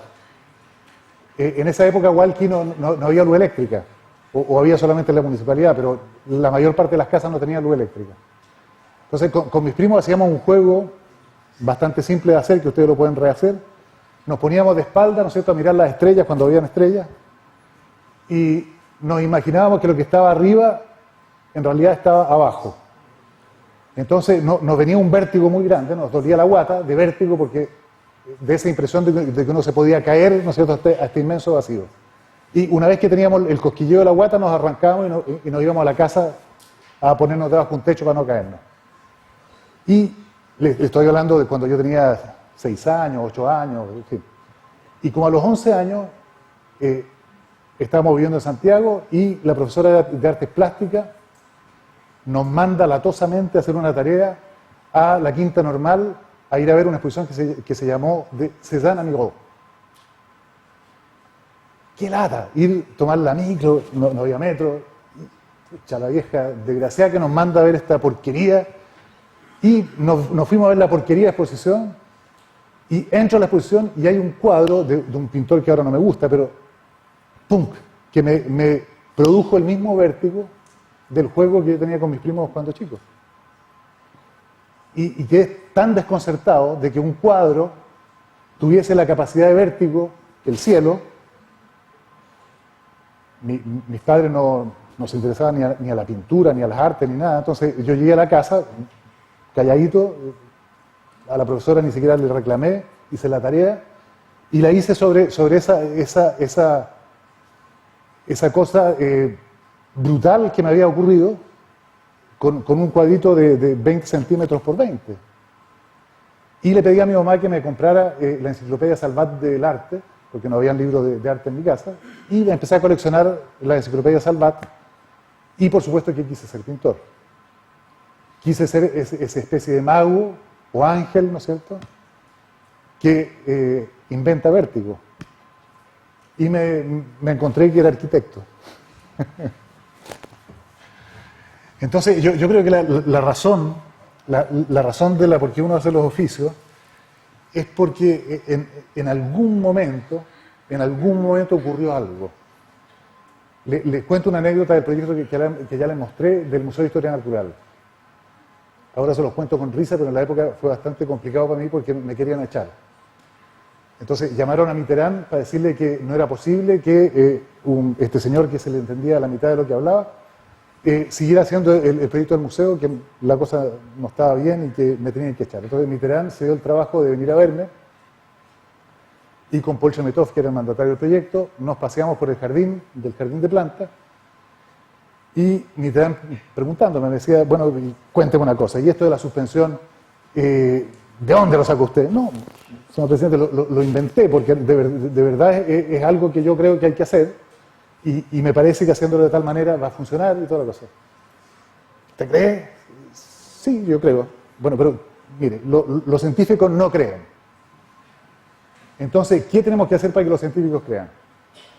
Mire, le propongo que hagamos una exposición temporal donde todos los principios museográficos que yo estoy planteando se aplican en una exposición temporal que nadie sabe que es una exposición temporal para rehacer el museo, y contratamos a la mejor empresa evaluadora de exposiciones del mundo, que son los canadienses, y ellos pautean la cosa y dan el veredicto final.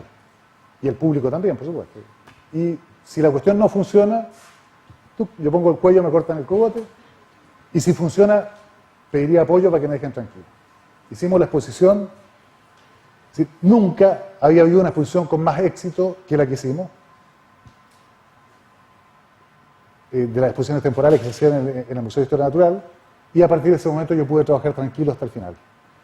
El director, que es un gran paleontólogo que se llama Philippe Taquet, que era el que me daba duro, darme duro, les cuento en una reunión, señor director, yo pienso que, alto señor Benavente, usted aquí no piensa, los que pensamos somos nosotros, los científicos.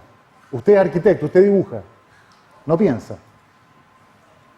Entonces, bueno, ese tipo que me la tenía bastante montada, como dicen los colombianos, me agarra el día de la inauguración y me dice, mire señor Benavente, yo le debo una gran disculpa, pero le voy a contar cuál era mi miedo. Yo a este lugar venía con mi abuelo cuando yo tenía 2 años. Me traía a pasear acá. Y mi vocación científica nació en este lugar. Y este lugar tenía una magia tan impresionante cuando yo era chico, que yo quise siempre ser científico porque este lugar me inspiraba. Y pensaba que usted, que no tiene la tradición francesa, que viene de otro lugar, lo iba a cambiar todo y se iba a perder esa magia que genera vocaciones científicas en Francia. y me doy cuenta que usted lo cambió todo, pero sigue siendo mágico, así que van a haber otras generaciones de científicos que van a aparecer. Entonces, lo irracional, lo instintivo que le decía en la trama de lo que conversábamos con los profesores, aparece, ¿no es cierto? Todo el mundo da buenas razones científicas, buenos argumentos, pero la verdad, lo que emociona, lo que conmociona del arte o de la arquitectura, es de verdad lo que nos hace vivir como seres humanos. No es la rentabilidad del edificio Paz, ¿no es cierto? Eso no conmociona ni emociona a nadie. Sí, al dueño que se la cuenta el banco, ¿no es cierto? Pero la arquitectura tiene que ver con eso. Tiene que ver con poder estructurar una cierta idea de belleza en la ciudad.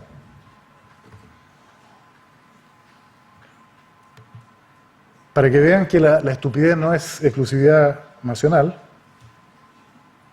este lugar, que es un convento del siglo XIII, en Bélgica, es un convento que sirvió de hospicio y que el alcalde de Lessines, se llama la ciudad, ahí nació Magritte, el pintor Magritte, quería botarlo para hacer estacionamiento. Porque como es una ciudad medieval, no hay por dónde hacer estacionamiento. Entonces, bueno, esta cosa vieja que está desocupada, que nadie lo ocupa, la echamos abajo y estacionamos autos. Entonces, amigos belgas me contactaron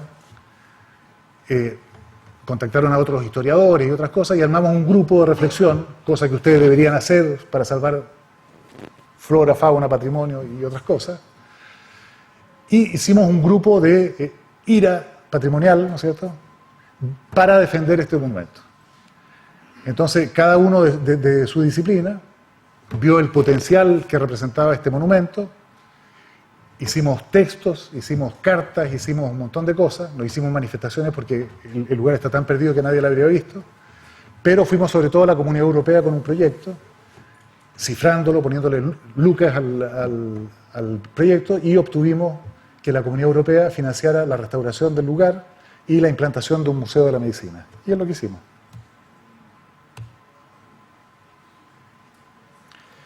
Les estoy hablando del encargo, ¿no es cierto?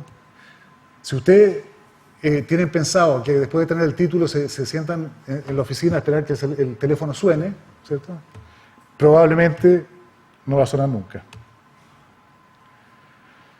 Entonces, estas son excavaciones arqueológicas que hicimos en la antigua sala de enfermos, y se trata esencialmente de restauración de monumentos y de reinterpretación, ¿no es cierto?, de muchas salas, que sería largo de explicarles cada una. Este era el antiguo refectorio, ¿no es cierto? Esta es una imagen de proyecto, donde, para que la gente supiera que ahí la gente comía, es una especie de mesa metafísica, tipo Giorgio di Chirico, ¿no es cierto?, que en unos platos luminosos dan la información de los cuadros que están alrededor. Entonces, bueno, esa es la idea. Después hay que restaurar los cuadros, restaurar las marqueterías, restaurar, en fin, la madera. Y ahí están las mesas que todavía no tenían el grafismo en este caso, pero no son muy metafísicas, pero bueno, es la idea que está realizada en ese lugar. Y así son muchos espacios, ¿no es cierto?, donde hay ideas museográficas, ideas espaciales, hay ideas de arquitectura, de restauración, en fin. El oficio es bastante múltiple, el de la restauración. En este caso, por ejemplo, el soporte de los cuadros es una vitrina que contiene los jardines del alma de las monjas. Los jardines del alma son unos huesitos, son en el medioevo, cuando una muchacha se iba a casar con Dios, ¿no es cierto?, la familia le regalaba una cajita que era una especie de bombonera de chocolate belga, pero no eran chocolates, sino que eran huesos de santo. Entonces, esos huesitos de santo eran los que acompañaban la vida entera de cada novicia en sus oraciones, ¿no es cierto?, cotidianas. Entonces, cada monjita tenía ese relicario. Entonces, esta es una especie de soporte, vitrina, relicario, donde detrás de esta Madre Superiora, que son retratos de Madre Superiora, está el jardín del alma de cada una de ellas.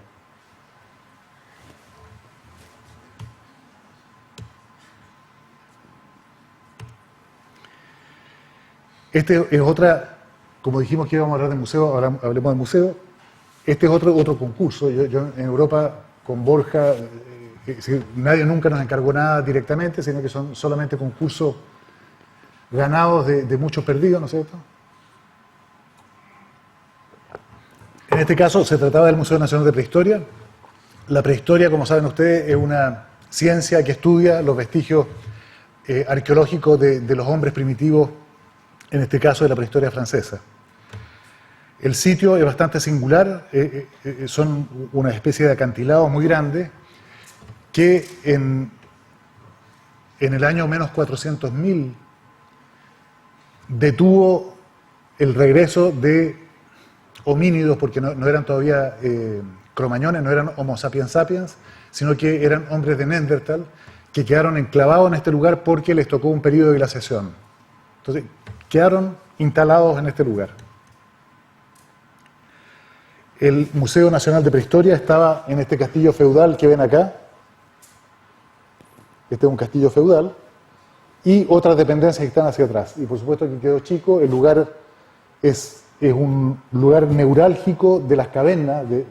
Lascaux está muy cerca, Ruffignac está al ladito, Combaguel está a algunos metros. Es decir, es un sitio con gran patrimonio arqueológico, sobre todo el magdaleniano.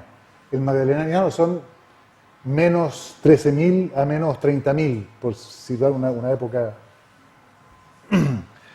Entonces, el concurso era un concurso de arquitectura y museografía, y yo me asocié con un arquitecto italiano, que en Francia le dicen Jean-Pierre Buffy. Ganamos el concurso y el edificio es este de acá, y yo me ocupé de la parte de la sala de exhibición. ¿De qué se trata? Me lo dijo la directora de Museos Nacionales de Francia. Yo estaba dichoso porque yo conocía el lugar, había ido muchas veces, me interesaba mucho la prehistoria y me ganó el concurso, entonces feliz. Entonces llegó una sonrisa así a saludar a la directora del Museo de Francia y me dijo, mire, le voy a contar. Usted tiene la misión de desbloquear un proyecto que está bloqueado hace 18 años. Entonces tiene la misión de, como sea, este museo se inaugura en 4 años más. Así que va a tener unas peleas grandes. Ese fue el inicio de este proyecto. Entonces se trata de dos grandes salas. Bueno, empezamos por lo que ven acá. Estos pasos que ven acá son unos moldes que se sacaron de los pasos de la Etolí.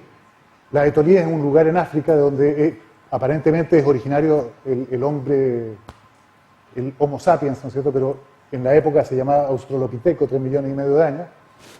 Y estos son los primeros Homo erectus, que eran Australopithecus, ¿no es cierto?, que caminaban sobre 2 pies. Y la huella está en ese lugar, son las huellas más antiguas que se conozcan. Entonces se entra al museo con las huellas, las hicimos en bronce para que no se desgastaran, ¿no es cierto? Y allá al fondo está este señor buen mozo, que es el hombre de Turkana, del cual se tiene un esqueleto casi completo, porque el esqueleto de Lucy es bastante fragmentario, se tiene la cadera, se tiene un pedazo de pierna, pero es difícil reconstituirla de la manera como hicimos el hombre de Turkana. Entonces, Lucy, esa de Lucy in the Sky, de los Beatles, ¿no es cierto?, es un hallazgo arqueológico que se hizo en el momento donde los Beatles estaban componiendo canciones, y es la primera vez que hay un vestigio arqueológico antiguo que demuestra la modificación de la pelvis. Los monos, por ejemplo, tienen los bebés, ¿no es cierto?, las guaguas las tienen hacia atrás. Y los australopithecus es el primer homínido que empieza a tener la guagua hacia adelante. Pero el hecho de querer pararse, ¿no es cierto?, hace que la cadera se cierre. Entonces, los homínidos paren con dolor. Porque la cadera está mucho más cerrada que los monos, digamos. Entonces, ese descubrimiento de la modificación de la pelvis para la posición de pie de los australopithecus, la descubrieron por primera vez en Lucy, que es un esqueleto. Entonces, aquí hay varios sistemas de representación de estratigrafía, de nuevo la suspensión de los objetos, en este caso son acumulaciones de huesos que aparecen. Toda la prehistoria son huesos y piedra, ¿no es cierto?, que hay que tratar de reinterpretar de muchas maneras. En este caso de acá, por ejemplo, lo que están viendo en este lugar, existe como en Pompeya después de la explosión del Vesubio, ¿no es cierto?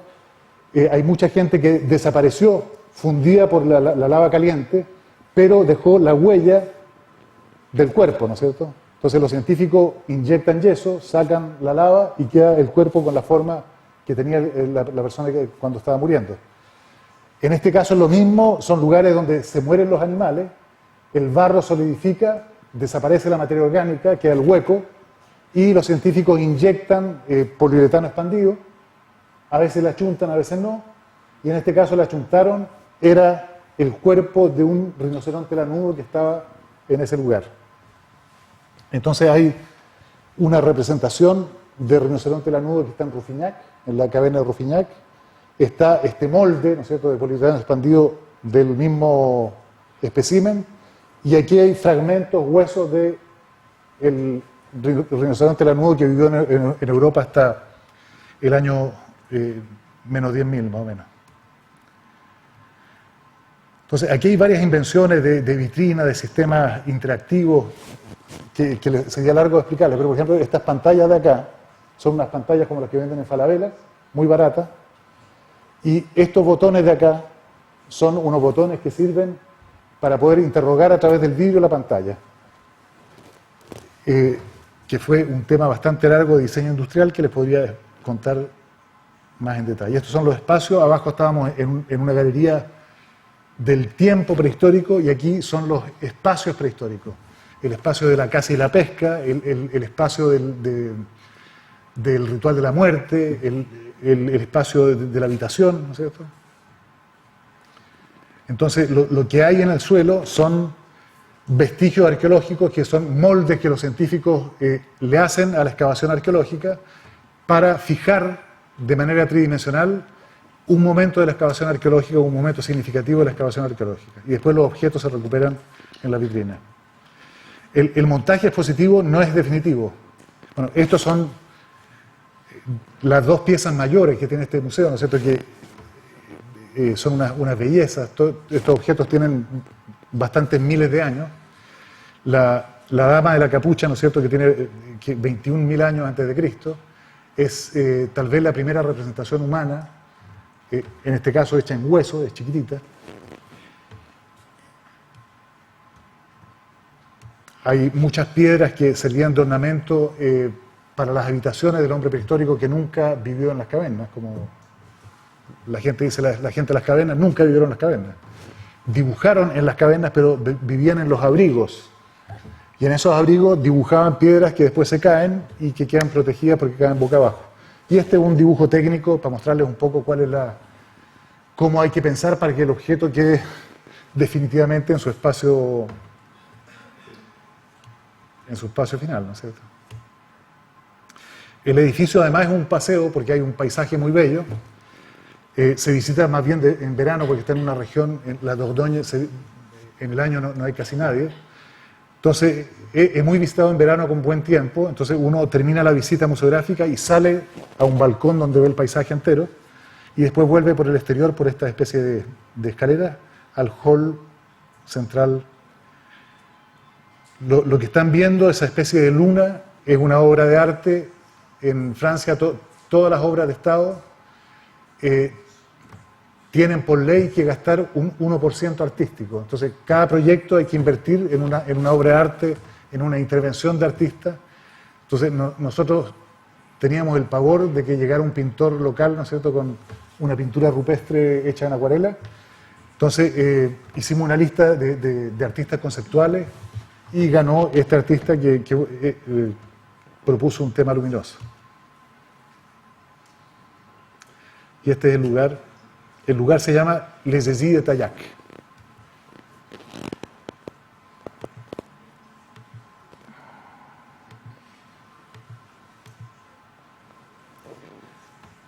¿Están cansados, no? ¿Quién tiene preguntas como para ver por dónde nos vamos?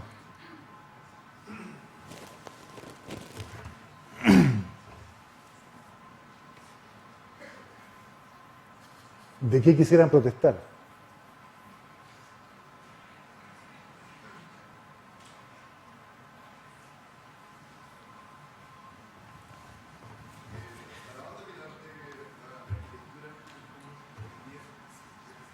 para adelante. No, es que tu pregunta es re complicada, porque fíjate, yo lo que veo mucho en Chile, de que hay un rebote muy singular entre las revistas de arquitectura que llegan de Europa, entre la gente que en Chile se considera las vedettes del ámbito local, y hay una especie de síntesis de un formalismo, de un academismo de formas arquitectónicas venidas de Europa, que se aplican sin ninguna reflexión.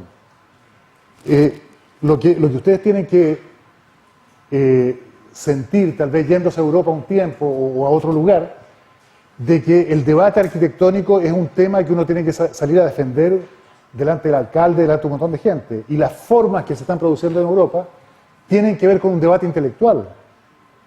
Es decir, la gente que está proponiendo esas formas está pensando en esas formas para ciertos lugares en Europa. Entonces, agarrar ese modelo arquitectónico y aplicarlo a la ciudad chilena como una especie de ovni, sin ninguna reflexión, no tiene ningún sentido.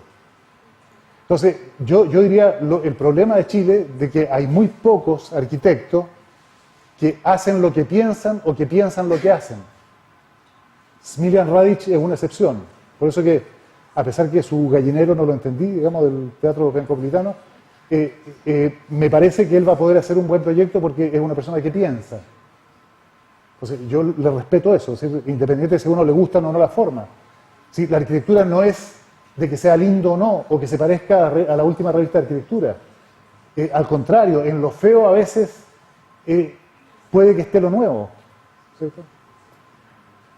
Lo que sí no se puede prescindir de una reflexión. Es decir, si la cosa sale porque sí, no, un manejo de AutoCAD o Archicad, ¿no es cierto?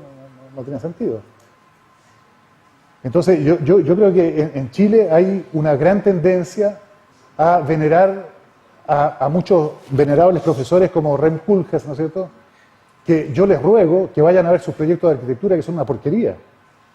Es decir, discúlpeme los que están obnubilados por Rem Koolhaas, es decir, es una persona que no sabe construir. Entonces, dense el tiempo de no solamente comerse los paradigmas que los teóricos de la arquitectura en Chile de la Universidad Católica de Santiago les están vendiendo, digamos. Entonces, hay un lobby de la arquitectura chilena donde hay buenos arquitectos, ¿no es cierto?, de entre medio, pero de verdad, los que llegamos desde fuera estamos completamente en la periferia. Es decir, no hay ningún sistema de comunicación, de revista, que ponga a arquitectos como yo, que soy un arquitecto atípico, por decirlo así. Es decir, en Colombia me están ofreciendo proyectos, publicaciones, libros, una cantidad de cosas, y aquí no me llaman ni siquiera por teléfono. Soy profesor honorífico de la Universidad de Concepción, no me han invitado una sola vez a una conferencia. Entonces, es extraña la cosa aquí en Chile. Funciona con unos mecanismos bastante incomprensibles. Entonces, a mí me da lo mismo, es decir, los proyectos los sigo haciendo igual y no me interesa salir en el diario, digamos, no es el punto es hacer cosas. Pero el hacer cosas pensando hay que tener un tiempo, y el tiempo muchos clientes no lo pagan. Entonces, les voy a mostrar un proyecto singular, que no sé si lo conocen o no, y que tiene que ver un poco con eso.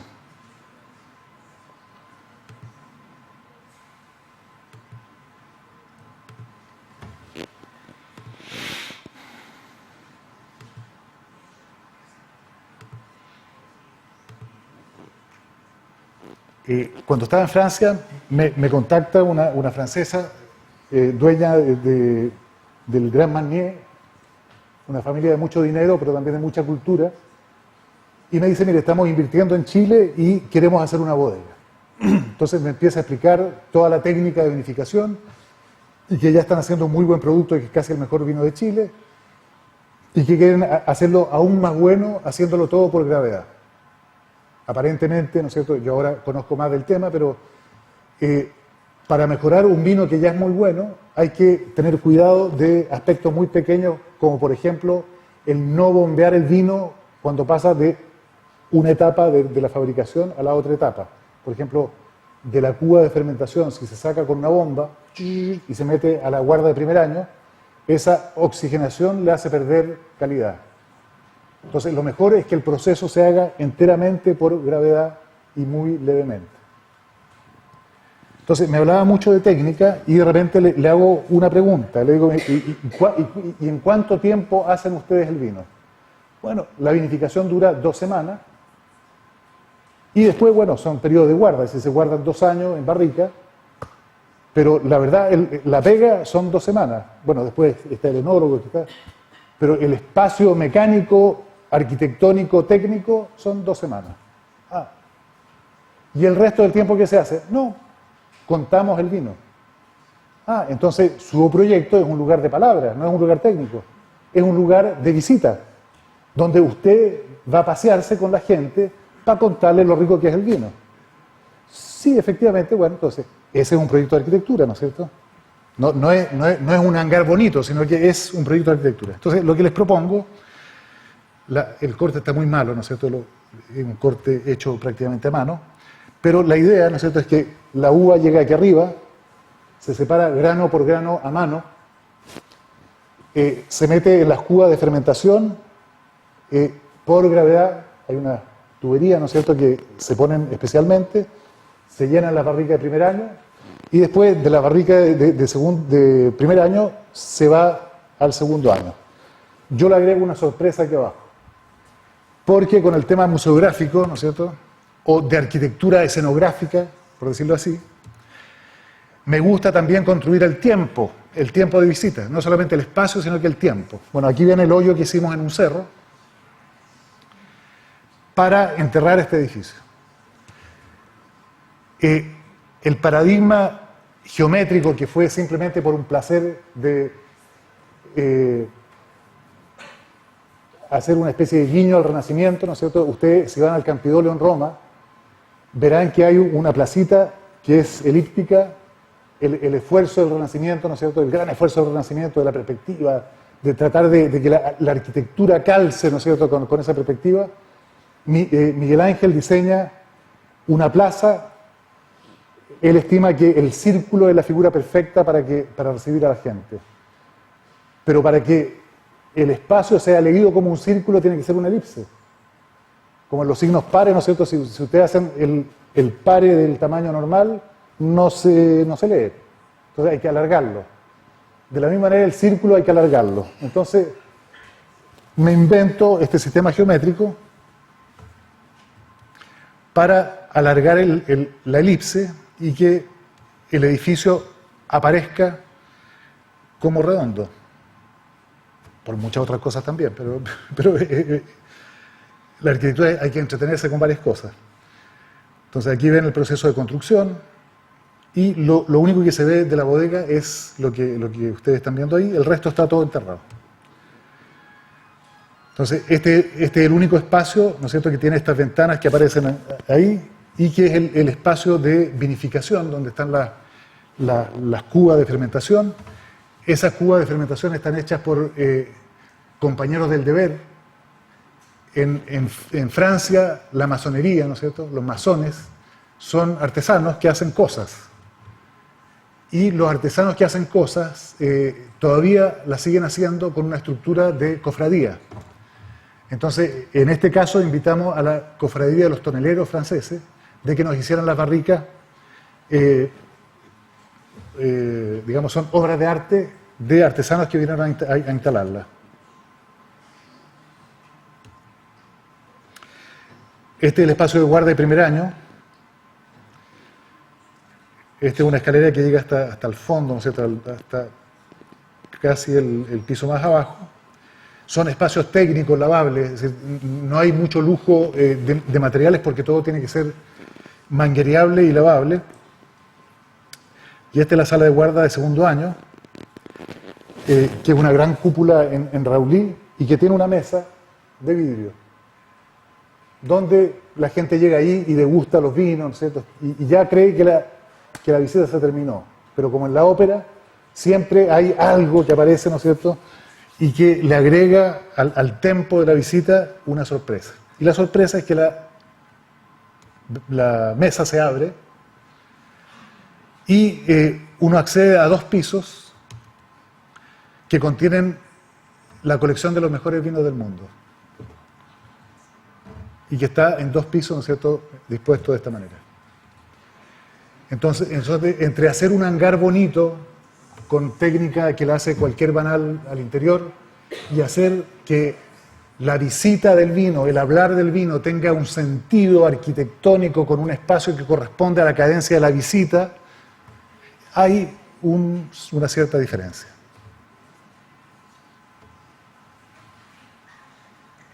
Por ejemplo, si ustedes ven los soportes que están, los soportes de la botella, voluntariamente están hechos como unos vástagos para que no sea el culo de la botella que se vea, sino que la parte de adelante, ¿no es cierto? Porque ahí está toda la heráldica de los vinos, los sellos de los vinos, entonces que de alguna manera el mirar la botella sea el mirar justamente, esos son puros cloapalta, así que por eso que se ven todos iguales. Hay otros lugares anexos, ¿no es cierto?, donde se puede ir a almorzar y, en fin. Como información, es la única bodega chilena que fue seleccionada para una exposición que hizo Dile Scofidio en el MoMA de San Francisco. Es decir, está la bodega de Herzog de Morón, está la de Geri, está la mía y otras más. Y yo cuando la presenté a la bodega para la Bienal de la Arquitectura no me seleccionaron. Entonces, no pertenezco al grupo de los que están en el sistema. Ya, ¿qué más? Yo creo que está bueno, ¿no?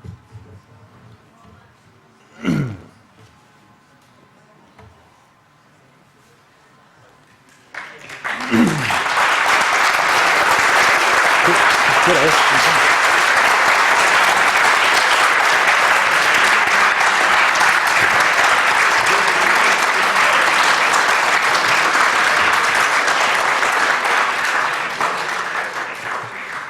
Les voy a mostrar una última cosa para que este es un proyecto que estamos haciendo con Cazú Segers delante de las Torres del Paine, y es un proyecto que también costó batalla de convencer a muchos clientes sucesivos, porque en estas inversiones interviene mucha gente, convencerlo de que la arquitectura es un valor. Y que la inversión que ellos están haciendo, si no tiene una connotación patrimonial, no vale la pena llamar a arquitectos. ¿Cuál es el problema concreto de la arquitectura en Chile? De que los ingenieros comerciales que hacen edificaciones, el retorno de inversión con que trabajan en el banco es a 4 años. Entonces, cualquier inversión que hagan tiene que tener un retorno de inversión a 4 años. Entonces, ese modelo que es el de los departamentos, que es es decir, proyecto, construcción, 1 año y medio, venta, otro año y medio, ya, ¡pum!, se paga el banco, ¿no es cierto? Ese modelo absurdo, es lo que está desajustando completamente las ciudades de Chile.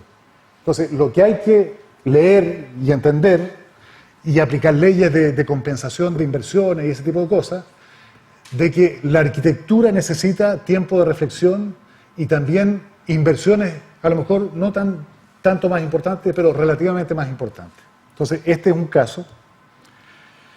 Es un edificio un poco extraño, una especie de animal raro que está delante de las Torres del Paine. Está fabricándose en este momento. Y es el esfuerzo, ¿no es cierto?, de que el edificio pareciera formar parte del suelo mismo. Entonces, va a estar cubierto de madera y de tierra del lugar. Antes de empezar las fundaciones del edificio, retiramos con botanistas todo el tejido de flora que había en ese lugar, lo guardamos en unos almácigos y esas mismas plantas van a ser puestas sobre el edificio.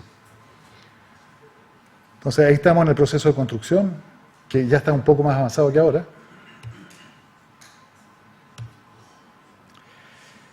Y bueno, hay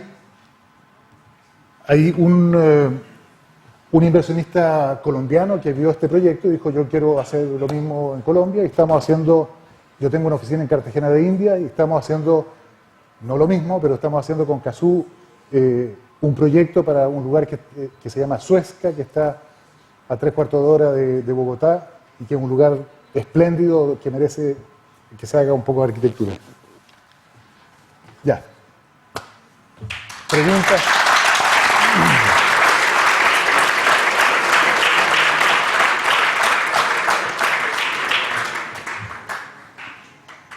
¿Alguna pregunta, no? Para matar la cosa.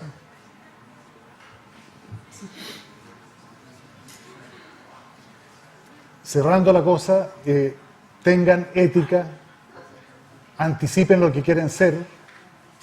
No hay oficio si ustedes no anticipan, no se ven en algunos años más, y por favor, engorden el ojo. Viajen. Los viajes no es una cuestión de plata, es una cuestión de deseo interior. En Latinoamérica hay lugares sorprendentes, hay cosas maravillosas. Si ustedes van, por ejemplo, a hablar con el Lonco Miguel a la Nalhue, se van a dar cuenta que en el mismo territorio nacional hay unos grandes sabios que les pueden enseñar muchas cosas. Entonces, tienen que de verdad tener una curiosidad infinita y un deseo también de incomodarse para que les entre otro mundo. Bueno, hasta luego y espero que nos veamos en otra ocasión. Muchas gracias.